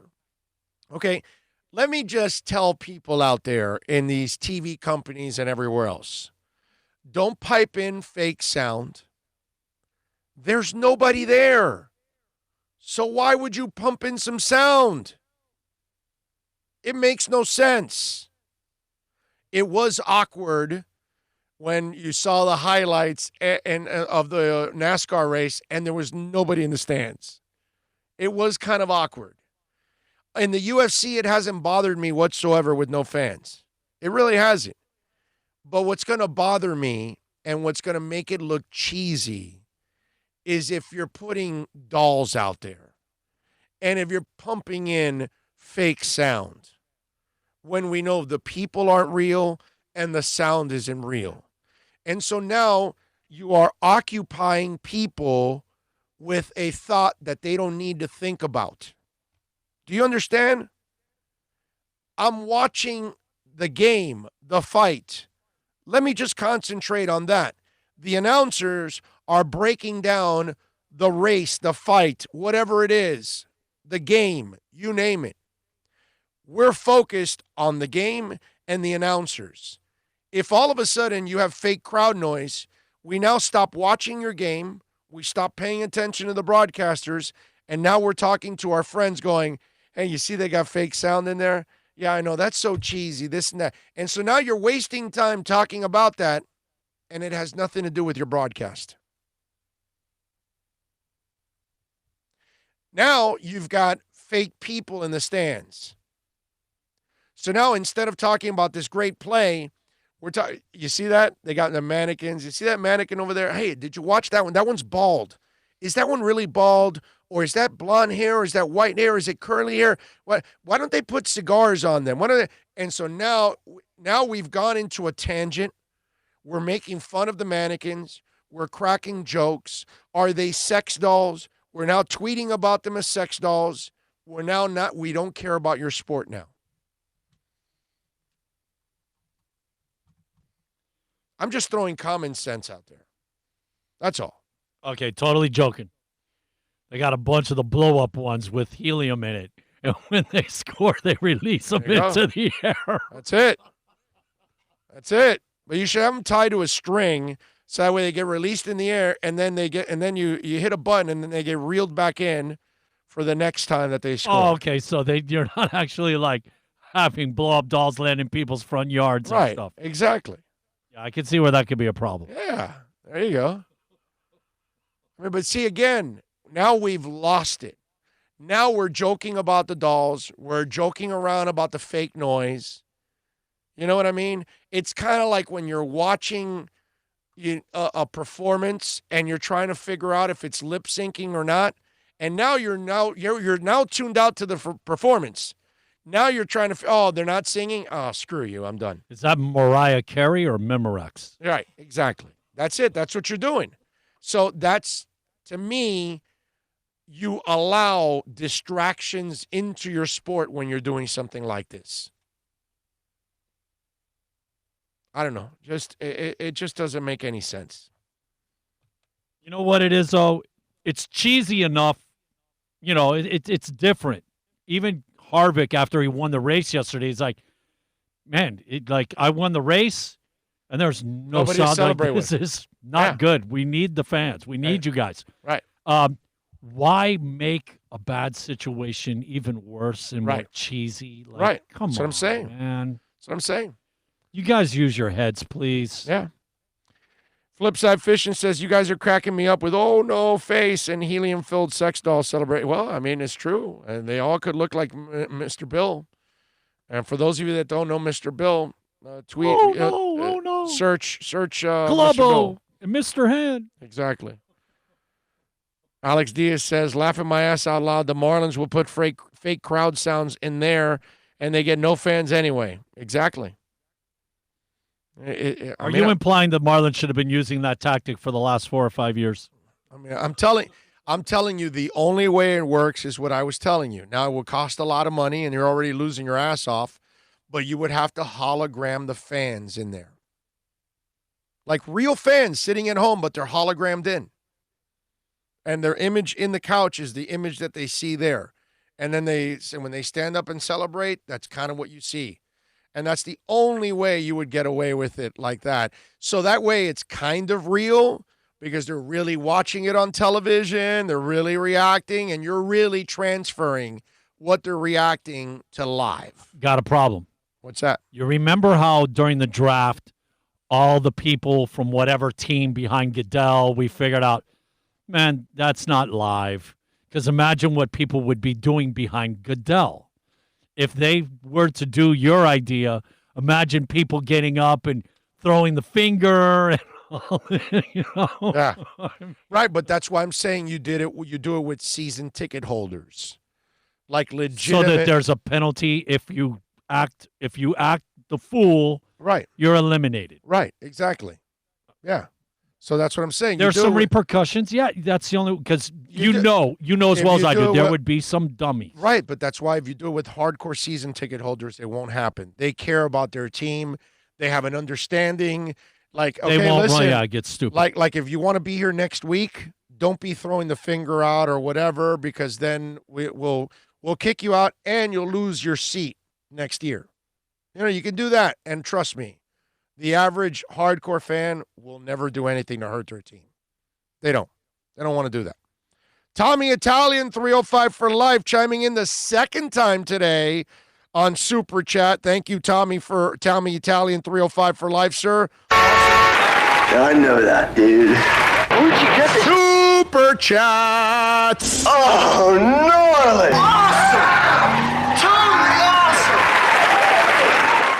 Big O, I just want your opinion on this. If Tua was healthy all year and was the starter, do you believe we can go 12-4? Wow. Well, he's got that offensive line gelling really early in the season, right? Right. That's the that's the thing, Tommy. That's the question, my brother. Are you asking? And you said he's healthy. Okay, but is he also playing well in his rookie year? We're also asking that. Look, man, if this is a healthy team in this division with a good quarterback, yeah, they can win 10 games. Yes.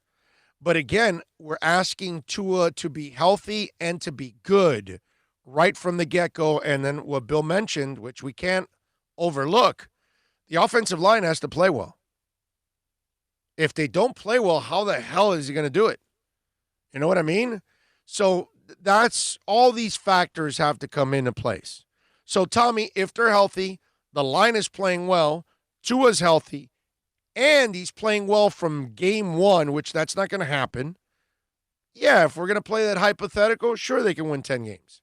I don't know about 12, but 10, yes, for sure. I mean, we haven't seen this team win yet. They haven't even proven anything. So they have to prove it. They have to stay together. They have to be healthy.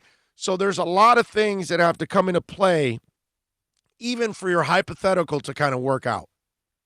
That's all. You did say a few weeks ago when we were talking about this exact issue, I can remember we were at Toyota of Hollywood. Yeah. You said that if this offensive line gets it together, they're a playoff. There's a very we are not 12 wins, but 9 or 10 in the playoffs sneak in. Yes. Yes. If this offensive line plays well from the get-go. Now, the only thing that's scary for us Tua guys out there, since everybody wants to see Tua, if they're playing well and the line is playing well, that means Fitz is playing well. They're not going to bench Fitz if they're winning. You know what I mean? So that's kind of the catch-22. But we definitely, more than anything, we need to see the offensive line play really well, Tommy. If that happens, then a lot of what you're talking about with Tua can take place. I don't know about 12 wins, but 9 or 10, yeah. You know. If you're going to dream, man, dream big, brother. I get it. Alexa V chiming in on the super chat. Thank you, Alexa, as always. I know that, dude. Where'd you get that? Super chat. Oh, gnarly. We got to get I know that dudette. I had to get the I've been wanting to play the dudette and finally get to pull the dudette one. There you go. Alexa sends it in also with a sticker with a little cat smiling, very cute. I want you to know I went looking. Big fan of the stickers. I went looking for Spicoli to say dudette. Couldn't find it, man. No, of course not. I even went looking for, okay, let's just see Sean Penn in another movie say dudette, not just stay confined to Fast Times. No dudette by Sean Penn. Nope. We gotta get a dudette in there. Man of 1,005 holes says Fitz hasn't been in the playoffs. I know. I'm not saying that he is a playoff worthy guy or anything like that. I'm just saying by chance. If the team is playing well and Fitz is playing well, how do you get to Tua? You know what I'm saying? Because you're not going to get to the playoffs if you're not playing well from the beginning. It's not like you can screw up like last year and go 0-7 and then work your way to the playoffs. That's impossible. So if you're going to make it to the playoffs, then you're saying that everybody's playing well from the beginning. And if Fitz is playing well, that puts a wrench into everything. Because you can't bench anybody that's playing well. That doesn't make sense. Only the Bulls are the ones that would actually get rid of you if you're playing well.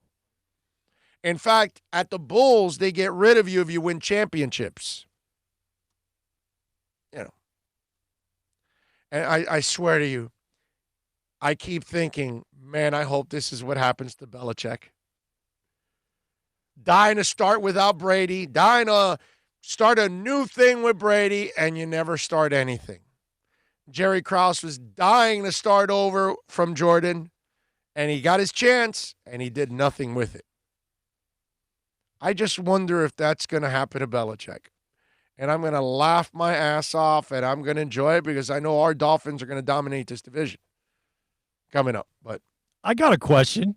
Yes. Because of, like we've talked about, Brady making up for lack of whatever for the Patriots. Does Belichick start to cheat more and figure out more devious ways of doing it to make up for the lack of Brady, making up for the lack of whatever? No. I think he does what he does, and he'll always do what he does no matter who's there. So we're not even going to see an increase of cheating by Belichick? No, he'll do what he's going to do. He's going to do it, but you don't see an escalation in his future. That's it. Yeah. He is what he is. You know? Pat in Nashville says, I wouldn't even play Tua in the preseason unless it's with the first-team O-line. I agree. I'm even nervous to get him in the preseason. Marino was 8-8 when he took over Woodley in 83. Then 84, he was 14-2. Exactly. You got to, the team around them's got to be good. So there's a lot more to that equation than just Tua. Let's see. I'm starting to change my stance on this Tua sitting this year.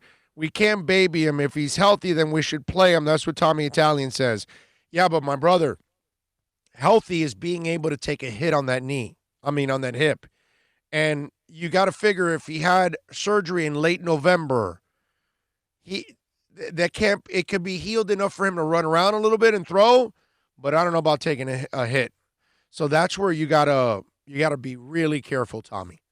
That's where you cannot push it, man. And like we talked about, the hip and the humerus bone, your shoulder, all that movement, rotation, muscle, man, there's so much more involved than just a leg, a knee, an arm, a finger. There's a lot that's got to hook up and be right. No doubt. We got a bunch of people to thank. First of all, on the Super Chat, Myron Sanchez chiming in a couple times. Finn's 9113 chiming in a couple of times. Thank you, as always. Anthony Giandelletti chiming in. Ray Grulong. Myron Sanchez chiming in a couple times. Dougie Fresh also chiming in like he does a lot. Julius 305 seems to be chiming in every single day on the Super Chat. Evan Solms also. Nico Jones chiming in also multiple times. Ricky Taylor, thank you, sir. Tommy Italian chiming in several times. Alexa V. Cody Douglas. Jose Banos. I mean, all of you out there chiming in on the Super Chat. I appreciate all of you. You are absolutely freaking awesome. I know that, dude. Where'd you get this? Super Chats. Oh, gnarly. It's been totally awesome. Another awesome day. Thank you all. Sorry about chiming in a little late here on the start. We'll be on time tomorrow at 11 a.m. Appreciate everybody that chimed in on the text machine, on the accidentlawfirm.com text line. As you can see it there, 786-322-1105. On our email, orlando@bigoradioshow.com. As always, on the YouTube chat board, on the Super Chat, on Twitter @BigOShow. As always, on behalf of Bill and Philippe, thank you all out there, as always, for making it happen for us. We'll see you tomorrow at 11 a.m. Remember, Wednesday, we'll be at VSS West Pines. You can come out of the house now, so come on out and visit us. We'll be out there starting at 11 a.m., so come on out there. Thursday, we'll be at Toyota of Hollywood. Friday, we'll be at Craig Zinn Acura. You guys be safe out there. We'll see you tomorrow. Same time, same place, same bat channel. Much love. Till tomorrow. Have a good night.